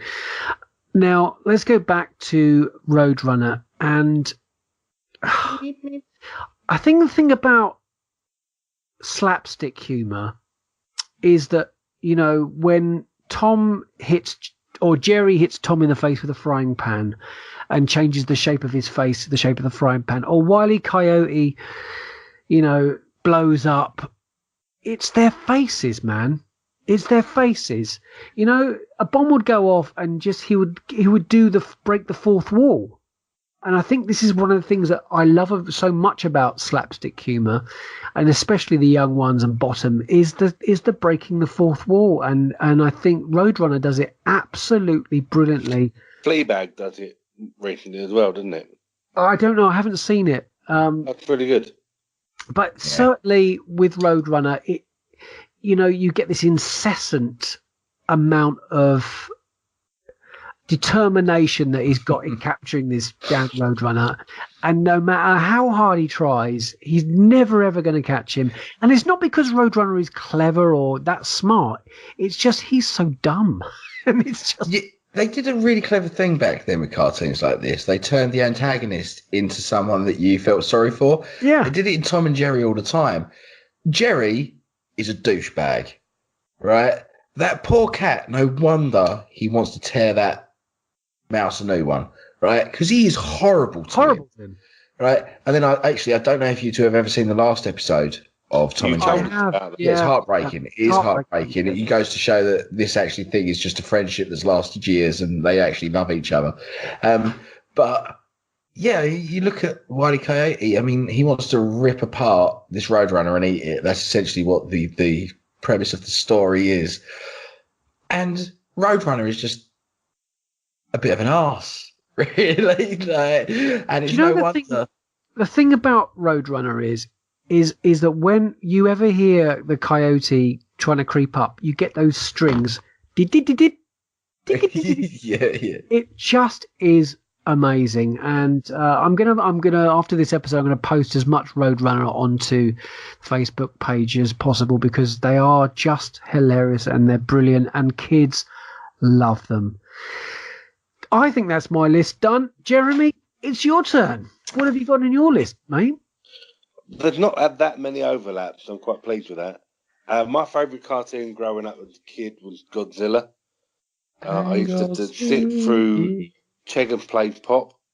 Yes, it so do you know didn't it? Something that really upsets me, Jeremy, and I don't know when I go loft diving, I'm going to have to see if it's still in there. And if it is, you're going to have a fit, but I think I have a cuddly Godzilla and Godzuki from that cartoon up there. Yeah, Godzilla and Godzuki, 1978 that started, and you'd get Godzilla would appear twice in the episode. It'd start in the beginning and then the big battle at the end. Yeah, I used to love it. It was just great. A great little series. And I can't, I'm not going to, but I could still quote the theme tune from it very easily because it was just awesome. But no, because you don't. But they also did a cartoon of after the Matthew Broderick one, which although the film was great, the cartoon wasn't as good. Thank you. I love the movie. It's better than the Ryan Johnson one. My next one that I loved that you would definitely be too old to remember. I'm not sure that Gareth Edwards. Gareth Edwards. Well, they morph into each other. Valley of the Dinosaurs. I remember Valley of the Dinosaurs. Thank you. That was great. I love that. Sucked into a giant worm. I loved loved it. Brilliant. But to be honest, it nearly went on my list, but that was really good. Yeah. What year did that come out? 1974. This is what I'm saying, Jeremy. It's one of those things where when I grew up, we were having reruns was a big thing. They suddenly had Sky and we had to fill these channels with something. And, like a lot of kids' TV shows was old stuff. It was just old stuff. And my dad had recorded. I remember watching things like, they're not making my list, but Rocket Robin Hood and Space Ghost and all these weird... Oh, Space Ghost was awesome. Yeah, I had Batfink on mine and things like that as well. Yeah. So, Jeremy, did you go to Saturday morning pictures? Was that a thing where you lived? No. Well, it probably was a thing, but I didn't go because parents couldn't take me because they were working all the time. My next one, which just about makes my list, Hong Kong Phooey. Oh, Hanna-Barbera. 1974, Hong Kong Phooey. It's just madness. Yeah. It's great fun. I loved it.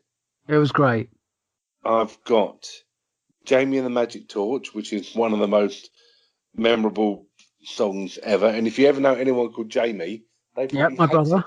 My brother used to hate it. I used to sing it to him. He hated it. Well, if you go, if you meet someone, Jamie, you instantly go, Jamie. I think, that's something that's 790. Where did Hong Kong Phooey used to get changed? In a filing cabinet. Yeah. You would, wouldn't you? Yeah, why wouldn't you? And my next one is my favourite David Jason thing, and that's Danger Mouse. Yeah, good stuff. From 1981. That again, they've remade that with Alexander Armstrong, but I Yeah. love Danger. It's so clever. Because I used to love Count Duckula Terry as Scott well. as Penfold. Yeah, Count Duckula was something I grew up loving, and obviously that was a character that was introduced in Danger Mouse, wasn't he? Count Duckula. Yes, he was. Yeah. As someone he knew, and then David Jason got the spin off of that. Fella I work with looks like Nanny Poos out of Count Duckula. Well, I used to get Terry Scott did a brilliant voice, didn't he, for Penfold? He had DM. Yeah. But I used to get Looking magazine, and Danger Mouse had a stripping Looking magazine as that's well. right, yeah. Great fun. I've got He-Man on here as well. We've already touched He-Man. Not touched He-Man. That'll be a different show. Battle of the Planets, we've mentioned, because that was great. You mentioned Thunderbirds, and I'm going to have to go with Fraggle Rock. Oh, no, because I was going to put Fraggle Rock, but that's not stop motion or... No, It's puppets. It is puppets. I didn't know we could have puppets because Fraggle Rock would have been on there. I don't think puppets. You said Thunderbirds though. Yeah. No, I said I would have put it in there, but they're puppets. Okay, we would have put Fraggle Rock in here, but they're puppets. Yeah. So we won't have Fraggle Rock, and I'll move on to Chorlton and the Wheelies then. Chorlton and the Wheelies. Yeah. Yeah, I love Chorlton and the Wheelies. Nice. Which did you watch that, Andy, or not? Yeah, a little bit. Yeah. Yeah. That and Button. He would have watched the rerun. Well, this is the thing. You got. It was a time where we didn't have stuff all the time either. It was they would play stuff to death because there wasn't original programming every 2 days like there is now. You know. I remember Mary Mungo and Midge. Before I was born. Yeah. Same Mr. Ben, I've got on my list. Oh, lovely. Yeah. I don't know if that went around the world because I know we've got quite a global audience these days, and that might be just a very English thing. But Mr. Ben was great. But they would get it though. They would get it if they watched it. If you were in Mexico, I'm really surprised that hasn't been turned into a movie actually as a premise. Why not? Yeah. I could see that as being one of those things that just suddenly comes out of nowhere and be turned into a modern movie. And the Paddington films are amazing, by the way. The last one on my list is The Wacky Races. Oh man, yeah. Because yeah, but Penelope's different people won every episode. Different people won. Yeah. You have Dastardly and Muttley and Penelope Pitstop and. Well, it's just as real as watching wrestling, isn't it? Sorry, David. I love the Anthill Mob. I don't know. They were my favourites. I loved them. But it is one of those, isn't it? You're watching essentially a new thing every week that's a competition that you don't know who's going to win. But the thing about the Wacky Races, it's like an early Avengers kind of thing because it's all these cartoons, mixed universe shows, all brought together to compete against each other because there was all kinds of different people in that. That's a good segue into something I did want to talk about while we were talking about cartoons, but SpongeBob. It has been going for a long time now, over 20 years, I think. And they have come out this week as saying that they're going to be a SpongeBob mixed universe coming. Really? Yes. So we're going to be getting some standalone stuff, maybe about Sandy and things, and maybe a young Patrick and young SpongeBob, how they met series. And they're going to be branching out into other cartoons being in the SpongeBob universe. So we're getting a SpongeBob CU or universe or whatever. You're gonna SBU. There you go. Yeah. Now we can't obviously include Rick and Morty because it's not retro and very modern. I've tried. I don't get it. I like tried it because I've seen so much of it in local comic book shops and I've seen the pops and I thought, well, I've got to give this a go. I get the humour, and I understand that it is intelligent. I get that, and I like that side of it. I just think it's a bit bland. Yeah, I prefer Adventure I found Time. it by accident. It's not for kids. I didn't. It's not for kids. See all the Funkos and all the. But the point installed thing. I missed all of that. That seemed to pass me by. The point is, I saw it on the telly and thought, I watched that. The point with The Simpsons is that the fact is that you can put it on, the family can watch it, the kids get the kid jokes and the adults get the adults jokes. And I think this is why I think all of these things, including Charlton the Wheelies and Jamie Magic Torch, as an adult, you're going to reminisce and think, oh, this is great. And as a kid, you're going to think, wow, this is fantastic. I think Dungeons and Dragons as well. I think kids are going to be quite enthralled by that. I think most of the things that you've listed, Jeremy, I think are almost, completely timeless. Battle of Planets, I put this on once to show my son, and he was like, this is really cool. And I think the thing about animation that holds the key to it being almost timeless is when you cross those boundaries and those sort of genres really, really well. And I think the likes of some of the modern cartoons, which I've tried to watch, Adventure Time, I like Adventure Time. I gotta be honest, I do like that. But do you think in 20, 30 years' time that No, not at all. Yeah. Not at all. It won't resonate in any way, shape, or form the same. I mean, I got into that, and the Regular Show actually is another cartoon. And the reason for that was we went to Fuerteventura a couple of years ago, and we had nothing on our TV that was in English. And I found that if I watched shows like Adventure Time and the Regular Show in Spanish, it still didn't matter whether or not I understood. Still worked. It still worked. So I sat there watching hours of them in the evening. One animated show that I think in 20, 30 years' time is still going to be watched by young children is going to be Peppa Pig. Now, that pig is precocious little so-and-so. And I tell you what... She needs to be made into a bacon sandwich. Yeah, I love that. It's one of my favourite pictures ever was a pack of bacon and it just labelled Peppa Pig Jigsaw Puzzle. But look how simple and how that has enchanted. Yeah, it's how simple it makes children as well, and how spoilt and horrible it makes them. So, and Dad's an idiot. Did you have Scooby-Doo on your list? Either of you? No. And to be honest with you, I watched it. Not make it. It's okay. It's great. It's a good kids show.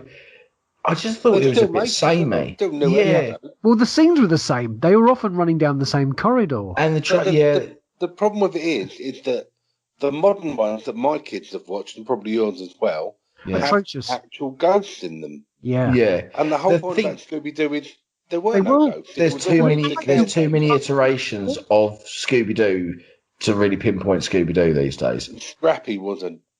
Scrappy was needed. That was my favourite thing about the movie, was that it was basically a big middle finger to the original cartoon of bringing Scrappy in. By turning Scrappy-Doo into the bad guy, it was an apology to all those fans that had grown up and that had happened to and gone, oh, what is this? And I really like the film. I think it's colourful and it does exactly what it should do. And by no means do people think it's a bad film. Matthew Lillard was perfect as Shaggy. Oh, yeah. And, yeah, it's one of those. Scooby-Doo is not a bad cartoon by any means. It just wasn't something I would have watched it as a kid. We could sit here and list another 50 cartoons, but we would just spend 3 hours going, oh, Dogtanian, that was great. And, we could go on forever doing that. But they didn't really mean as much as the list that we have. And I think this is the important thing about when you're retrospectively looking back at what kind of created your sort of mindset of where you are. Again, but the thing is, it's thinking back is hard because I'm sitting here and I'm thinking I'm going to forget something. And there was a cartoon that I've just literally thought of that I watched as a kid that I adored, and that was Frady Cat. And I'm going to be sitting there. That would have been in your era, Frady Cat. It wasn't well known at all. And I know that it was just on one of these videos I had. And I'm going to be sitting there tonight. I'm going to wake up at 2 a.m. and go, "Oh my God, why didn't I mention that?" Because Ulysses 31 was something that I watched. Ulysses, yeah, I was going to say that earlier. City of Gold. But Battle of Planets, I knew what time it was going to be on. That's what I was going to put. Billy, yeah. But you see, I knew when the time was. You knew when these things were going to be on. You knew it was going to be 4 o'clock. Hong Kong Phooey. What time was that on? Yes. 5 to 5. It was Crackerjack, wasn't it? No, well, Crackerjack was on a Friday. If it wasn't on a Friday, it was Hong Kong Phooey. It was on or Rhubarb and Custard. Kids these days don't know. Right, Rhubarb and Custard. I've got a Rhubarb and Custard story. I was talking to a customer the other day and saying this weekend we're doing the retro cartoon show. And he said, Rhubarb and Custard. I said, I've forgotten about that. And Rhubarb and Custard had a very distinctive look, didn't it? It did, very shaky. And that was all just purely down to budget. They said, right, you've got to make this cartoon for X amount of money. There's no background or anything like that. And they literally drew it with highlighters. Really? They do frame by frame. Yeah. Did highlighters, coloured them really badly. The dog. Gave it a fantastic look. What was the? Which one was the dog? Was he Custard. Custard? Well, he was like Bob was the pink. he was a highlighter pen in green, wasn't he? Yeah, well, they were all highlighted. The other one was a pink highlighter. Read by basically a cat and a dog on a tree. Richard Bryars. Yeah. Richard Bryars from The Good Life. Yeah, I love Richard Bryars. Also from Cockneys vs Zombies, which is great fun. He is brilliant in that film as well. Yeah, good fun. Wonderful. I think it's time for a little quiz. And this week's quiz comes from Jeremy. Now, Jeremy, you've got some questions. I do. Andy, I do. Let me find my pen because we'll get ourselves ready for the guys. quiz. So, I have the quiz ready for you guys. The first question is for Andy. Oh. And it's movie taglines. Oh, okay. Man. Yeah, I know. This is from a 1990 movie. Here They Grow Again. Here They Grow Again. Mm-hmm. Critters 2? Oh, close. Adam, do you want to give it a go?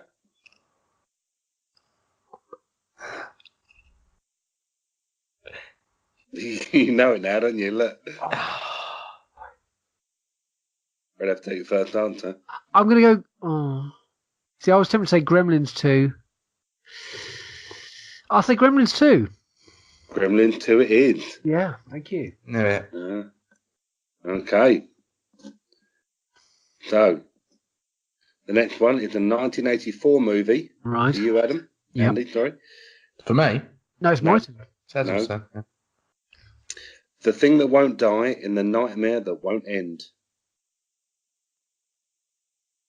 Thing That Won't Die from 1994. 1984. To 84. Won't die. From the Nightmare That Won't End.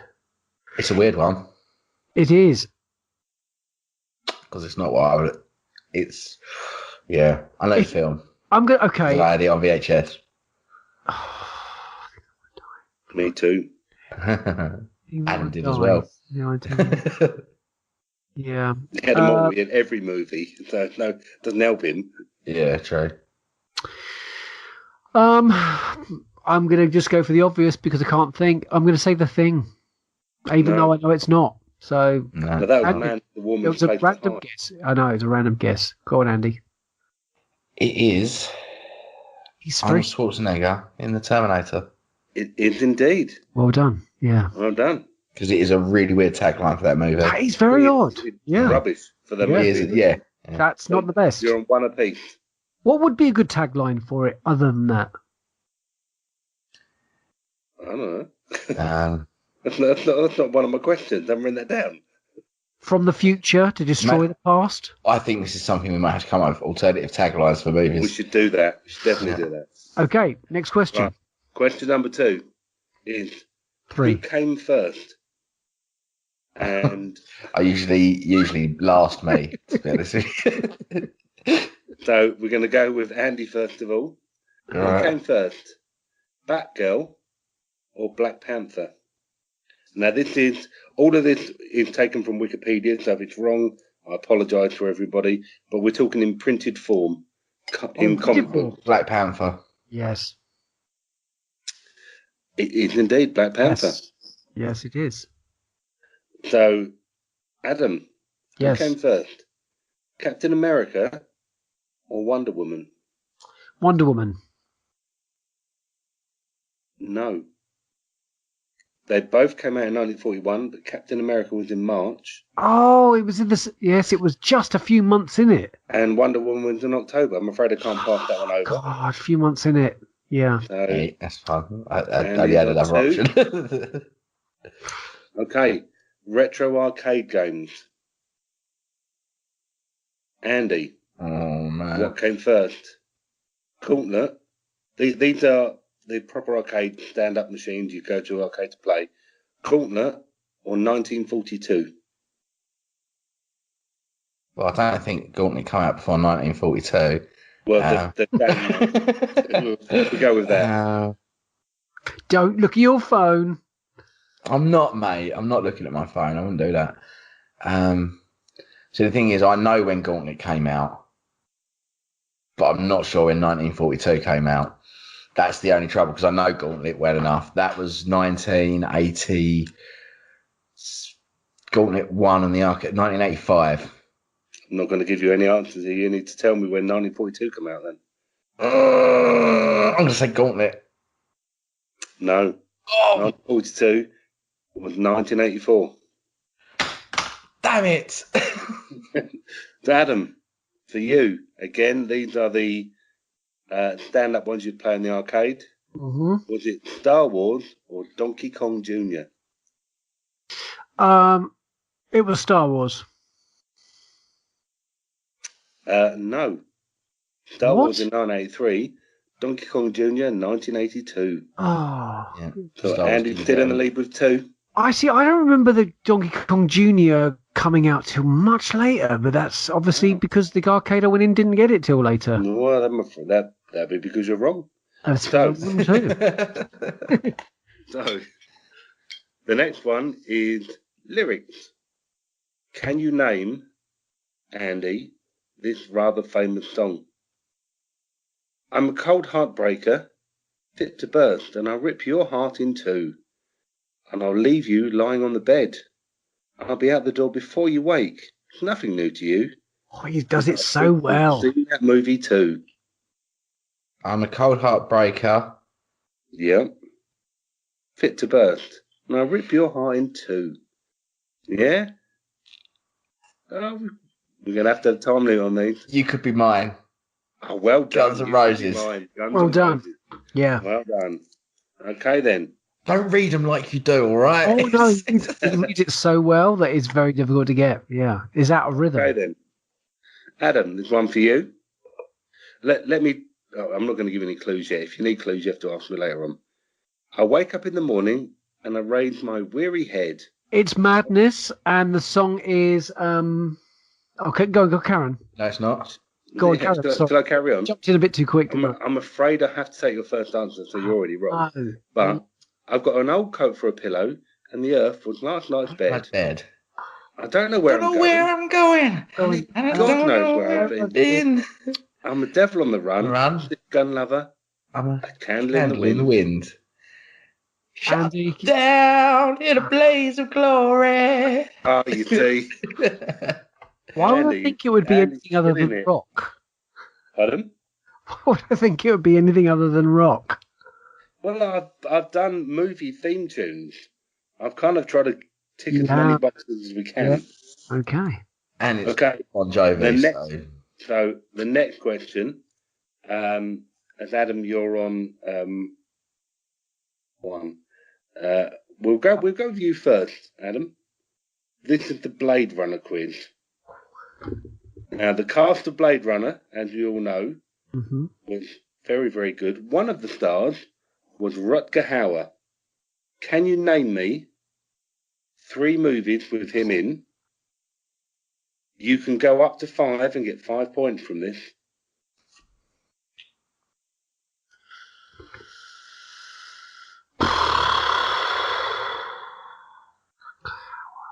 Go up to 5, can I?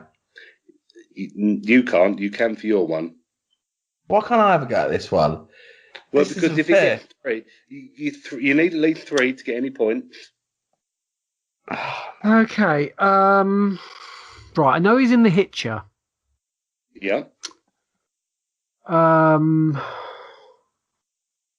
He's in Batman Begins. That's 2. That's 3. Yep, Okay, he it's is. 2. He's in. You need 1 more to get a point. Oh crap. No. Hang on. Let me just think. Oh, he's in that film Merlin. No. See? He's in No. Blind Fury. Yeah. Blind Fury, yes. So you get He's a in point. He's in Merlin. He's in Merlin as well. Let's see if I can get 5. What's Merlin? Yeah. He's not. Oh, it's a TV series though, isn't it? Yeah, no, we need movies. He's in. So you've got 1 point, you get another 2 points. Dun, dun, dun, dun, dun, dun, dun, dun, dun, dun, dun, dun, dun, dun. You can't sit there all day thinking about them. I've got like 15 I've got loaded and primed and ready to go here at Rook How it feels. He's in Lady Hawk. He's in Lady Hawk, give you that, yep. How many is that? 3. That's 4. You can have That's one 4. more. Blind Fury, Batman Begins, The Hitcher, Lady Hawk, and what's that film with a shotgun? Hodo with a shotgun. No. I'll give you that because it's Hobo with a Oh, shot. come on, man. Valerian and City of 1,000 Planets. Yep. Buffy the Vampire Slayer. Yep. You've got Sin City. Sin City's in as You've well. got Yeah. Lady Hawk. You've got, like, come on, man. It's Rutger Hauer. Well, 5. I've got 5. so you get 3 points for that. Thank you. Right. So. He was in Buffy the Vampire Slayer. That's what I said. Just said Buffy. Yeah, it's a bit late for that now. Yeah, but that's So, not. Is it? It's not another rather famous star in that movie, yeah. Daryl Hannah. Mm-hmm. And I get Daryl Hannah. He gets Rutger Hauer. You get Daryl Hannah. He only just got Rutger Hauer. You get Daryl Hannah. Yeah. She don't, is in. Don't look at your phone. I'm not looking at my phone, mate. I'm just thinking, is that mermaid film? Yep. Splash? Yep. She is in. Is she in? Can I have a guess? And if it's wrong, I don't lose this. It's just wrong. Is she in Memoirs of an Invisible Man? No, but you're really close. Oh, actually, no. I think she is in that. Can you Google that for me? Thank you. Because I'm fairly sure she is. I'm sure that's Chevy Chase's love interest in it, isn't it? Kill Bill. Which That's one? 2. Kill Bill 2. Is she in the sequel? No, I'm just saying that's 2, isn't it? Unless you could say the other one that you confirm that one. She's in. Is that Steve Martin film? Who's got the big nose?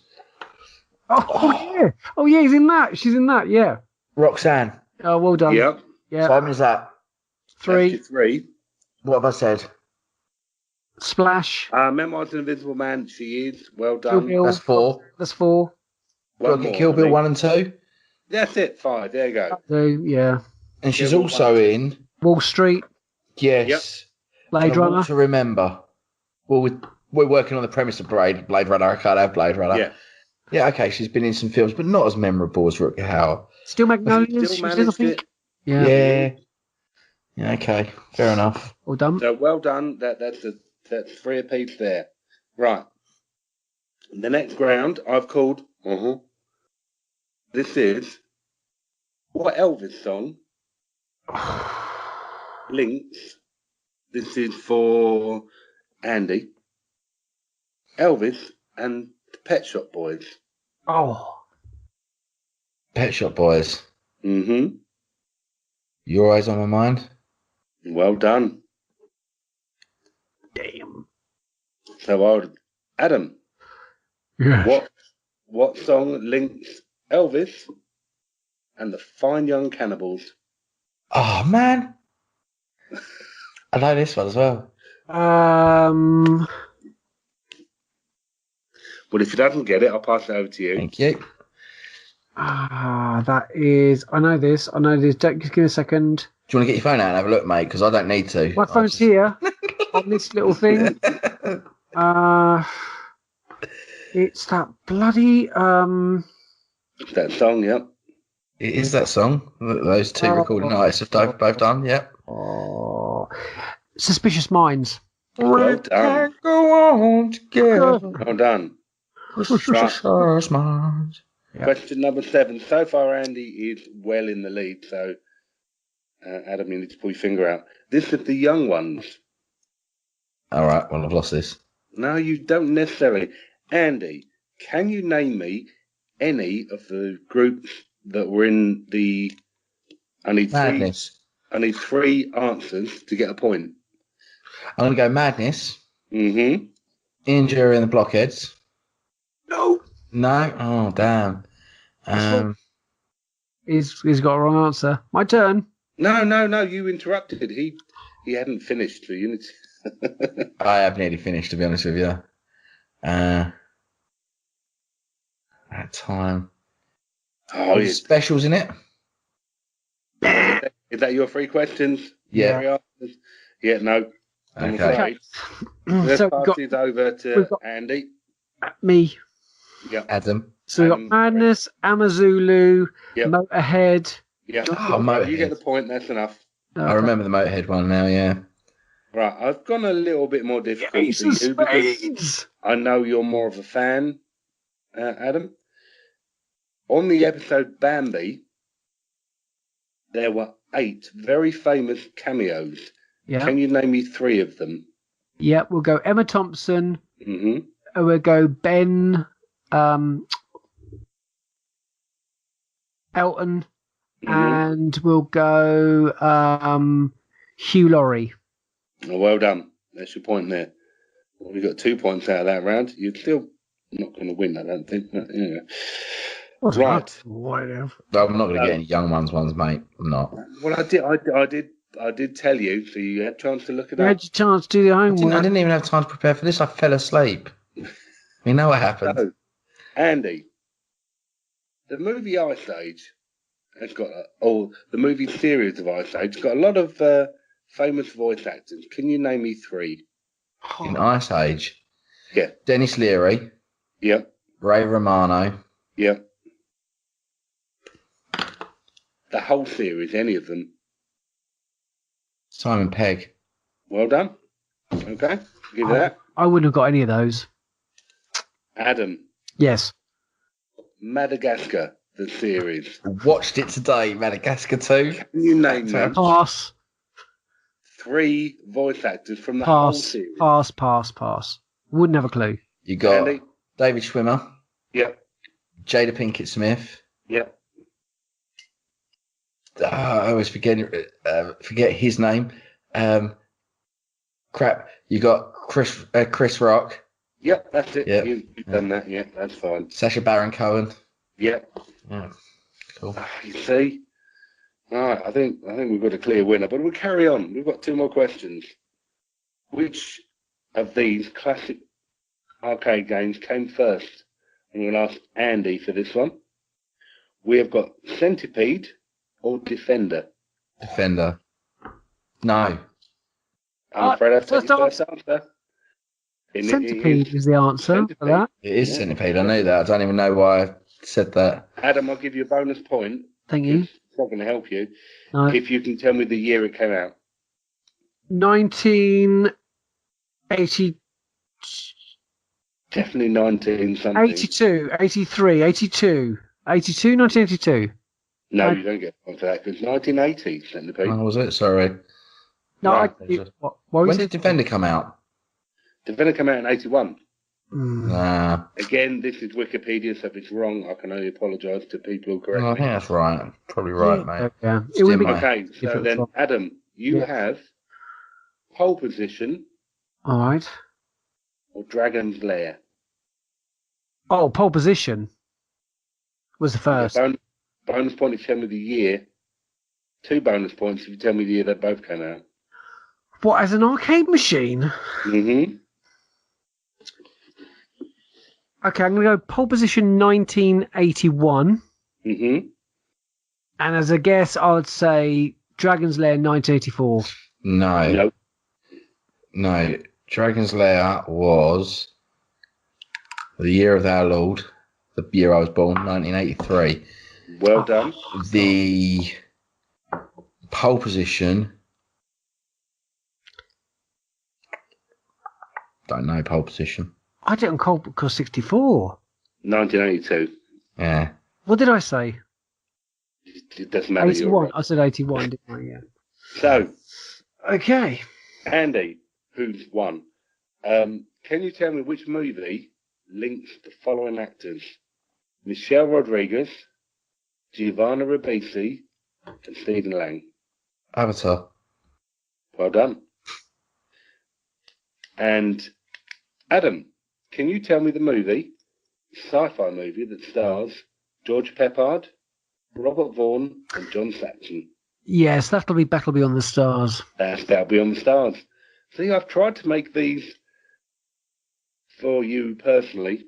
Good. And I have to say that, Andy, well done. You won that. It was good, close, but Andy is the winner. Thank you very much. It was a good quiz, mate. I like those questions. Fantastic. Until you got into the young ones. Like I watched it, but I warned you. Just watched it. I've never really delved deep. I did warn you that the young ones were going to be in there. So yeah. The thing about the young ones is that when it was on TV, it was on very late Channel 4, channel BBC 2. BBC 2, sorry, BBC 2. Yeah. And Channel 4 was the comic strip. And when they came out on VHS, and I got the videos, there was 2 videos, I watched them over and over again till I knew the script. So I wasn't really going to get a lot wrong, but I've got to say, you guys enlightened me to the 5th member of the house, which I Can you tell me other members of the cast of the Bambi one? Stephen Fry. Yeah. And I watched it today. That's why I got a question on that. And the guy who played Bambi, which was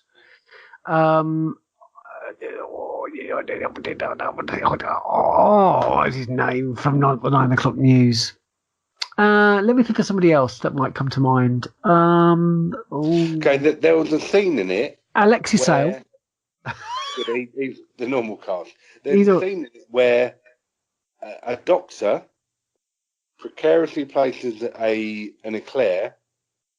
Oh, that was yes. Now, a man leads in an elephant. Can you tell me the doctor and the person leads in the elephant?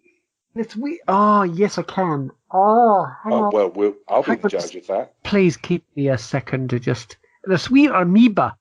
It was Coltrane, Robbie Coltrane. Okay, and who led the elephant in? Not that it's going to win you the point because Andy kicked your butt, really, but. Oh goodness me, that's a toughie. Do you know? I'm tempted to say somebody who was from Doctor Who. No, nope. No, it's not. It's not. Somebody from Blackadder. From Blackadder, of course it is. Blackadder, not Doctor Who. It's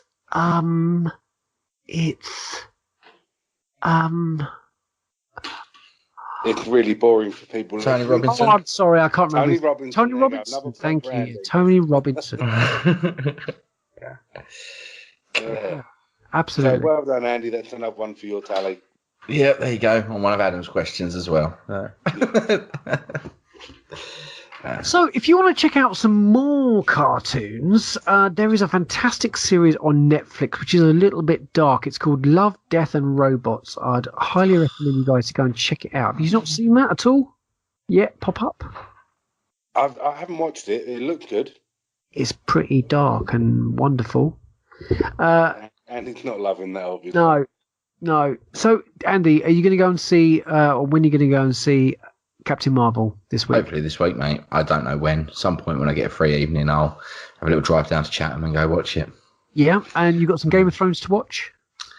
Yeah, actually, that might come in the way of me watching it because she's getting increasingly annoyed with the fact that I'm not in the front room some nights watching Game of Thrones and she wants to catch up. Let me know when you want to watch Captain Marvel. I might come and meet you up there. Well, you go down to Rochester, don't you? If you've got your card there. So, yeah, I don't mind going there. That's fine. I'll meet you down there.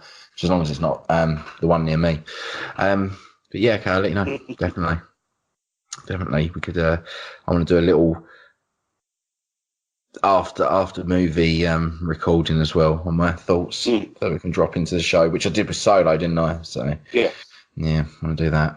When you didn't mention the fact you'd been talking to me while you were I'm there. sorry, yeah, well. Hey, old Rob Wade. Yeah, well, you know, Rob stopped and talked to me properly. He doesn't just disappear to try and go get ribs somewhere every time I see him down there. No, there was episodes. The dark time.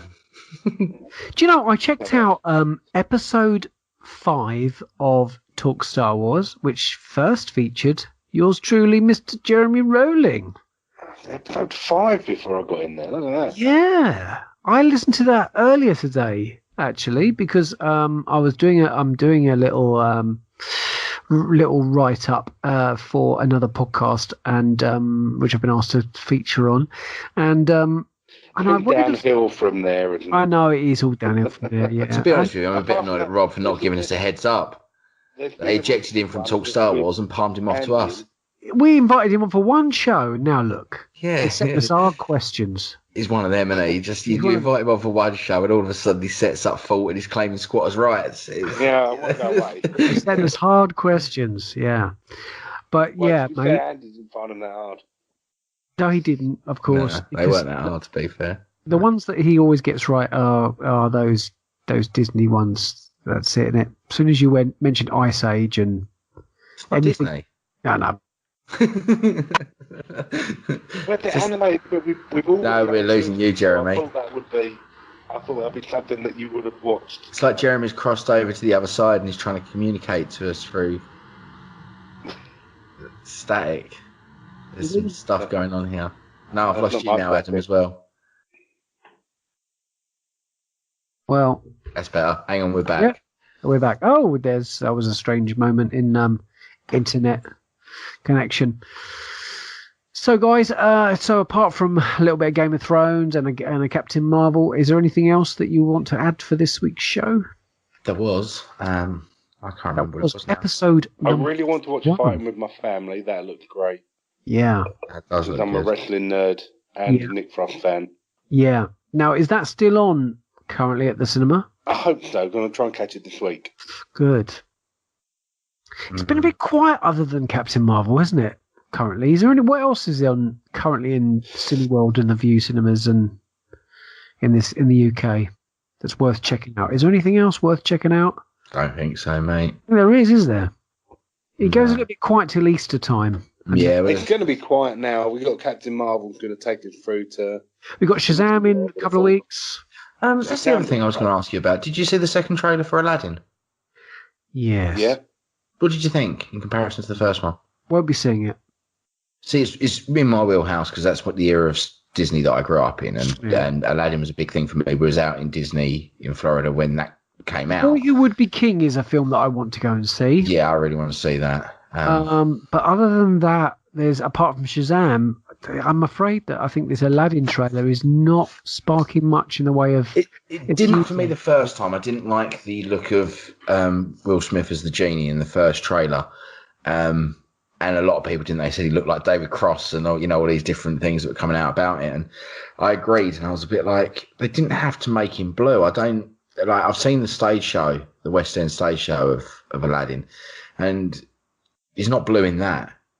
And I thought it just worked. It didn't matter. And they could have just kept Will Smith looking like a human. And they're in the trailer. There is a part where he is. I'm assuming that's when he's mingling with real people. He puts on the facade of a normal person. But I didn't really get why they released that trailer, because obviously they've done a lot of work to change it. I don't know if it's from the backlash or they just hadn't finished the CGI on him, because this second trailer, he looks a hell of a lot better. Yeah, it did definitely look better, yeah. And they screwed the pooch with that first trailer. I think they realised that. They brought it out and there was not enough, and what was in there didn't look right. And this second one is what I wanted from Aladdin. It looks a lot better. There's a lot more. The problem is you never get a second chance to make a first impression. And I think that the first impression people have got has turned people off. Yeah. I'm about to watch it because I watch every old rubbish that comes on. To me, it's really weird because in my eyes, I mean, this is a podcast for another time with Disney films in a ranking, but Aladdin is up there in my top 3 or 4 Disney movies of all time. I think it's brilliant. a masterpiece. It is brilliant, yeah. And this is a year where we're getting a lot of Disney live action movies. We're getting Dumbo, we're getting Aladdin, we're getting The Lion King, and I'm sure there's something else in there that I can't remember. And The Lion King, obviously, for my generation and myself, is the pinnacle of Disney movie making. And I think for a lot of people, it is still their favourite. It's a wonderful movie. And there was nothing else that was going to touch that in live action for me for Disney movies over this next year. You know, you could have Aladdin and The Lion King, and I'm full behind the Lion King live action thing and can't wait for it. And when I saw the Aladdin one, I was a bit meh. And the second one's elevated that. But I just think it's really weird because Disney don't seem to be pumping in as much to it as Everything I else thought they would be. too, Yeah, I think, and that's the bit that worries me more than anything, is that Disney don't seem to be on board with this. I think they've lost their focus. Yeah. Because they have their finger in so many pies, the thing that made them, which is animation, it seems to have fallen by the wayside a little bit. Well, let's see what no happens with remakes Toy Story 4, because we do have Yeah, but that. that's Pixar, mate. This is the thing. Like, I know Is what that Jeremy still was their saying. pie? Is it We're still? talking Disney classics, Yeah. and look at Moana, right? Yeah. That is an amazing movie. I Yeah, absolutely it's great. adore that. I think it's a true Disney classic, but they don't come along that often. And they, like you say, Jeremy, the things in the pies things. You got to look Frozen at the big picture. 2. Yeah, they own. Yeah, but again, it's a sequel. Where's these original Disney fairs? I mean, Frozen. It's not my cup of tea. I get why kids like it. Little girls. Yeah, little girls do love it, but I don't get it. It's not my thing, but it's still, I understand it as this big Disney behemoth that's come steamrolling in. But Tangled, I thought was great. But where are these Disney classics as a sort of a benchmark? We don't get it anymore. It's like they come out secondary, or not even secondary, not even tertiary, but all the way down the line behind Marvel, Lucasfilm, Pixar, and all these other, like you said, these fingers in pies that they've got. And yeah, I agree with you, Jeremy. I think these live action remakes as well, it's like 3 in 1 year that I can think of from the top of my head. And give us honestly, some good animation again. Give us some good animation again. Like, no, don't get me wrong, I'm all behind these because I like Beauty and the Beast, the remake. But the thing with it was, I watched it and that's really good. But why did they make a live action movie of the cartoon? Because it is note for note, beat for beat, apart from a couple of little small changes. Even some of the choreography in the dance numbers with what happens in it is exactly the same. So, which is the better movie? Which would you, if you're going to watch A Beauty and the Beast, would you watch the live action? The animated, because it's so much more magical. Yeah, it's beautiful. Yeah, it is a beautiful movie. Disney needs to refocus on their animated. If they're going to do it, make some great animated movies that kids are going to love. I tell you what I would love to see. I would love to see a Mickey Mouse, Donald Duck, Goofy film. Yeah.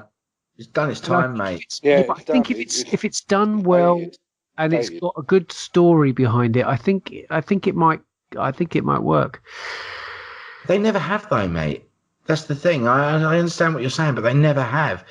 Mickey Mouse has never. He's the poster boy for Disney. How can any child go to Disney World or Disneyland and see Mickey Mouse and think to themselves, "Well, I've never seen anything with him in it." Yeah, but everyone knows Mickey Mouse. But they've never seen anything with him in it, have they, kids? Yeah, look at the film that I know of. They're looking for Elsa when they're walking around the park. Exactly, but the thing I think of when I think of Mickey Mouse, and I think of Mickey Mouse movies, I can think of 2. Which is Steamboat Willie. Fantasia. Which wasn't a Willie, was it? Fantasia. Okay, so it wasn't a movie. Sorry, it wasn't a Willie. It wasn't a movie, was it? That was a short, wasn't it, at the time? So forget that. Fantasia and The Prince and the Pauper. And neither one of those are classic. Mickey's Christmas Carol. Okay, there's that as well. But these are all, to me, in my head, they're all straight to VHS. So the thing about Mickey's Christmas Carol is that isn't the Muppets Disney as well?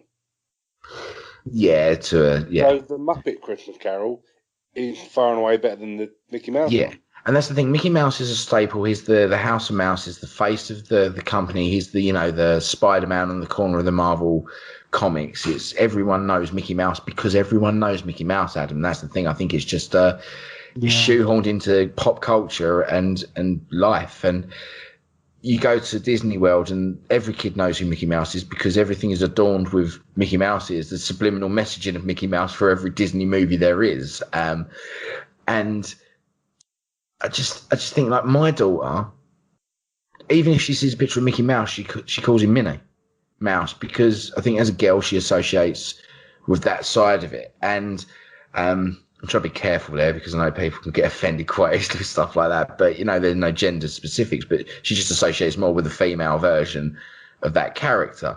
And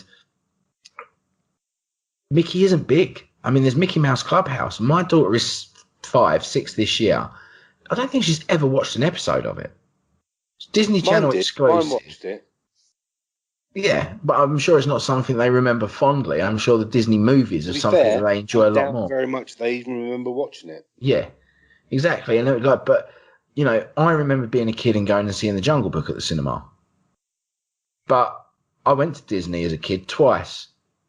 couldn't tell you if I met Mickey Mouse or anything to do with that, but I remember meeting the Teenage Mutant Ninja Turtles, and I remember meeting, characters from the movies like Prince John, because he stole my autograph book and run off. And, I remember them because they're the characters from the movies that make more of an impact. And I agree with Jeremy. I think not that Disney are doing anything wrong by having fingers in other pies. They just focus on them more because they make money. Absolutely. And that's what it is. Yeah. And in a way, I see these live action things. Yeah, these live action things are exactly that. They are, we can turn this into a live action film with current stars, make it pretty, and people will buy it. I mean, look at Beauty and the Beast was the biggest grossing movie of that year. And honestly, if anyone I ask about it, go, yeah, it was all right. It was a good remake of the cartoon that looks exactly the same. And it's not a standout thing, but Disney will sell tickets. I mean, The Lion King will, I think it's got the potential to be one of the biggest movies of this year. Give me the top 5, definitely. If we did this Nerd Room thing that they do with their box office draft, I would want Lion King in my draft. Because I think if you had Endgame, Star Wars Episode 9, and The Lion King in there, it didn't matter if you had 2 straight to DVD releases because you're going to win. And, it's that thing with Disney with, can we get back to, again, Frozen 2? Why a sequel? Why do we need a sequel to Frozen on a big screen release? Yeah. Let's have something new. We could add Moana. The Princess and the Frog is a great movie. Brave's fantastic. Yeah, Brave is that is Disney as well. It's not Pixar, is it? That is Disney. And these are all great films, but they are few and far between. It's years between getting them. When did Moana come out? That must have been 2015. Yeah, as well. I think. We're in 2019 now, and I can't think of any other Disney animated films that have come out in that time. I might be wrong, but I can't think of any. And it used to be a case with Disney that you'd get it every couple of years. And I mean, I remember, for instance, seeing The Lion King being drawn. I saw it being animated when I was out in Florida. There, you got to go through the studios, and I remember seeing them drawing Simba in the jungle, hiding under a leaf and all this. And that was done by Disney's B team. They have an A team and a B team working on 2 different projects. The A team was working on Pocahontas. The B team was working on The Lion King. And during production and screenings and test footage and everything, it was suddenly realised that, hang on, these guys are making a much better movie here than the A team. And they essentially swapped that around, and the A team suddenly become the B team, and they, their careers changed as a whole there. And there's a reason for that. I kind of get it from Disney's point of view. Pocahontas wasn't great, but The Lion King isn't just a great Disney movie. It's one of the greatest animated movies ever made. However, Pocahontas is buried in Gravesend. Town of Gravesend, where we visited. She is indeed. Next time you come down, I'll go show you that, Adam. But that's the thing. It's like, where has that gone? Where has that charm of Disney gone with their animated movies? I'd love to go back to that time. I'd love to go back to seeing these big, wonderful releases with the musical numbers as well.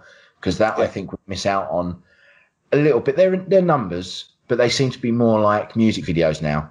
With Let It Go, it was very much carbon copy paste when they made the music video for it, of just that scene of her singing it. And we didn't used to get that either. They weren't released. I think maybe kids were in a different world. We're in the YouTube. You're true. It's going to get out there, isn't it? It's going to go viral. Yeah. But I think that Disney they don't focus on the thing that makes them Disney, which is the animated movie. Mm-hmm. And with the best one of the Pixar's movies are not as good as Disney. No, I agree. There's some sentiment. I think they do sentiment better. And emotion. Like I say, Inside Out is in my top 10 movies of all time. Because of the subject material, the context, I think they don't sing as well, stunning. No, it's like that's just a stunning movie in my eyes. But honestly, Toy Story, as great as it is not as good as things like The Jungle Book and stuff. They are classics that will stand the test of time. They have stood the test of time. I mean, Snow White, I'm not a big fan of it, but it came out in 1940 something, and it's still selling Snow White outfits and Snow White merchandise in the Disney store that is less than a mile from my house. What other property can you say that is that old, that is nearly 100 years old, that is still selling merchandise to kids? And that's their animated stuff, man. And we need to get back to that. So somebody like Alan Horn, head of Disney, needs to really look at that and perhaps just sort of take his focus away from the brands that they've bought in the past 10 years and focus back on the brand that they always were, which was Disney through and through, the core of Disney. And I think, mate, that's a really good point. I think the fact is that, when you look in that drawer of old VHSs and you pull out those films, they are undeniable classics, and we haven't had anything like that for quite some time. Like Song of the South, eh? What a good film that was. Indeed. So we'd like you guys to be a little bit animated continually on our Facebook and Facebook group, and do go and check out our website, retroinkpodcast.co.uk, where, Andy, you've been doing some marvellous work there. I mean, really bumping that up, looking rather fantastic. So go and check out. Yeah. We've got a timer on there as well for episode 9. So if you ever want to know, well, how long have I got till episode 9 comes out? We got a timer on there. We've got some new bits and pieces on our website, which is, again, retroinkpodcast.co.uk. You can join us on Twitter, Instagram, and, of course, the Retro Ink Facebook page, where you're more than welcome to join our community. And, of course, we have a Retro Ink page, which just has anything we've found online that we think you need to have a little look at. Right. And we've got a YouTube channel if you want to listen to our stuff there, and Spotify, of course. An alternative, you can find us and many other podcasts at StarWarsCommonwealth.com. Andy, what were you going to? Well, just saying about the Facebook group, we've just had Connor McLean post in our Facebook group. Hello, Connor. And I'm going to read this out live, and I want feedback on this. Wonderful. So this is Connor McLean. Just back from watching this with my son. There's a picture of Captain Marvel, just so you know. It was truly awful. In our opinion, no tension, so many on-the-nose gags and references, and no, the cat ain't the star. The biggest retcon since Rogue One, which was a story we all wanted told. You aren't missing much, just wait until Endgame. Thank you, Connor. This is a really divisive film, isn't it? Divisive film, it really is. That's fantastic to actually get something like that from Connor, which, when most people are, big fans and nerds of the Marvel Universe, that we get somebody who perhaps sees the film in a very different way. And, well, of course, Jeremy, you did see the film. I'm the only one who's seen it out of us at the moment, haven't I? And the thing about Captain Marvel, there's no big baddie in it. Right. There's is it all to do with the Skrull, is it? And in all the other Marvel movies, there's there's a bad guy that you kind of think, they need to fight the bad guy, and there isn't this ever-present threat. It's a story building up to bring Carol Danvers into the MCU, and so that when she comes into Endgame, she's kick-ass and awesome, but there's no real threat to her in it. I think that's the thing that lets it down. Right. The MCU is famous for not having particularly good villains, and in this, you kind of at the end you come away going, well, who was the villain in that then? Right. There wasn't a villain when you go, you had to fight, the Red Skull or Ultron or anything like that. There's just not that fear and presence in the background. Thank you, Jeremy. We'd love it if you guys can give us a review on iTunes. That would really help us get up the charts. A good one. It will do, especially after, and I'm going to bring this up. This is a really long recording tonight, but this made me chuckle, didn't it? Because I sent you to a message in the week that somebody has given us a 1-star review on iTunes. Now, if you're still listening, what are you doing here? Because if we're that bad, but I really enjoyed it. I thought it was quite nice. I thought somebody cares enough to hate us enough to go on and actually leave a 1-star review. So I even said to you, didn't I? I said to you, Adam, I said, if someone gives you 3 stars, it's like, I will take this feedback on board. I will go, okay, the sound issues abound and et cetera, 3 stars. It gives us stuff to work on. When someone gives you 1 star, it means you've either offended them, upset them, or they really hate you. And I'm happy with all 3 of those, or any one of those, if that is how someone feels about us. So thank you for having the time to leave us a 1-star review. But if you are out there and would like to help us bump us up from 4.5 back up to 5 near enough, please do. Yeah. Andy, for any feedback at all, where can we have people send information and comments and whatever else? Is it info@retroink.co.uk? No, it's contact@retroink.co.uk. Thank you very much. Okay, contact retronk.co.uk, or you can join us on the Facebook group. Just join, and one of us will accept you. We certainly will. You've been listening once again to the Retroink podcast with co-hosts and myself, Jeremy. Hi. And goodbye. Andy. Buenos tardes. Buenas tardes. And myself, Adam. And you'll find ourselves and many other podcasts at StarWarsCommonwealth.com. Podcasts such as Talk Star Wars, Tumbling Saber, The Nerd Room, Generation X-Wing, Rogue Squadron, San Diego Sabres Radio Podcast, and Sandcrawler Podcast, and of course ourselves and Tatooine Sons. Thanks ever so much for listening to this week's show. It's been a long one, but very, very enjoyable. Bye for now, and see you next time. Later. I'll be back. That's my new one. You've ruined it. I'll be seeing you, so... I didn't do it this week. I knew you were back. So... Okay. I'll do it for next week then. That's all, folks.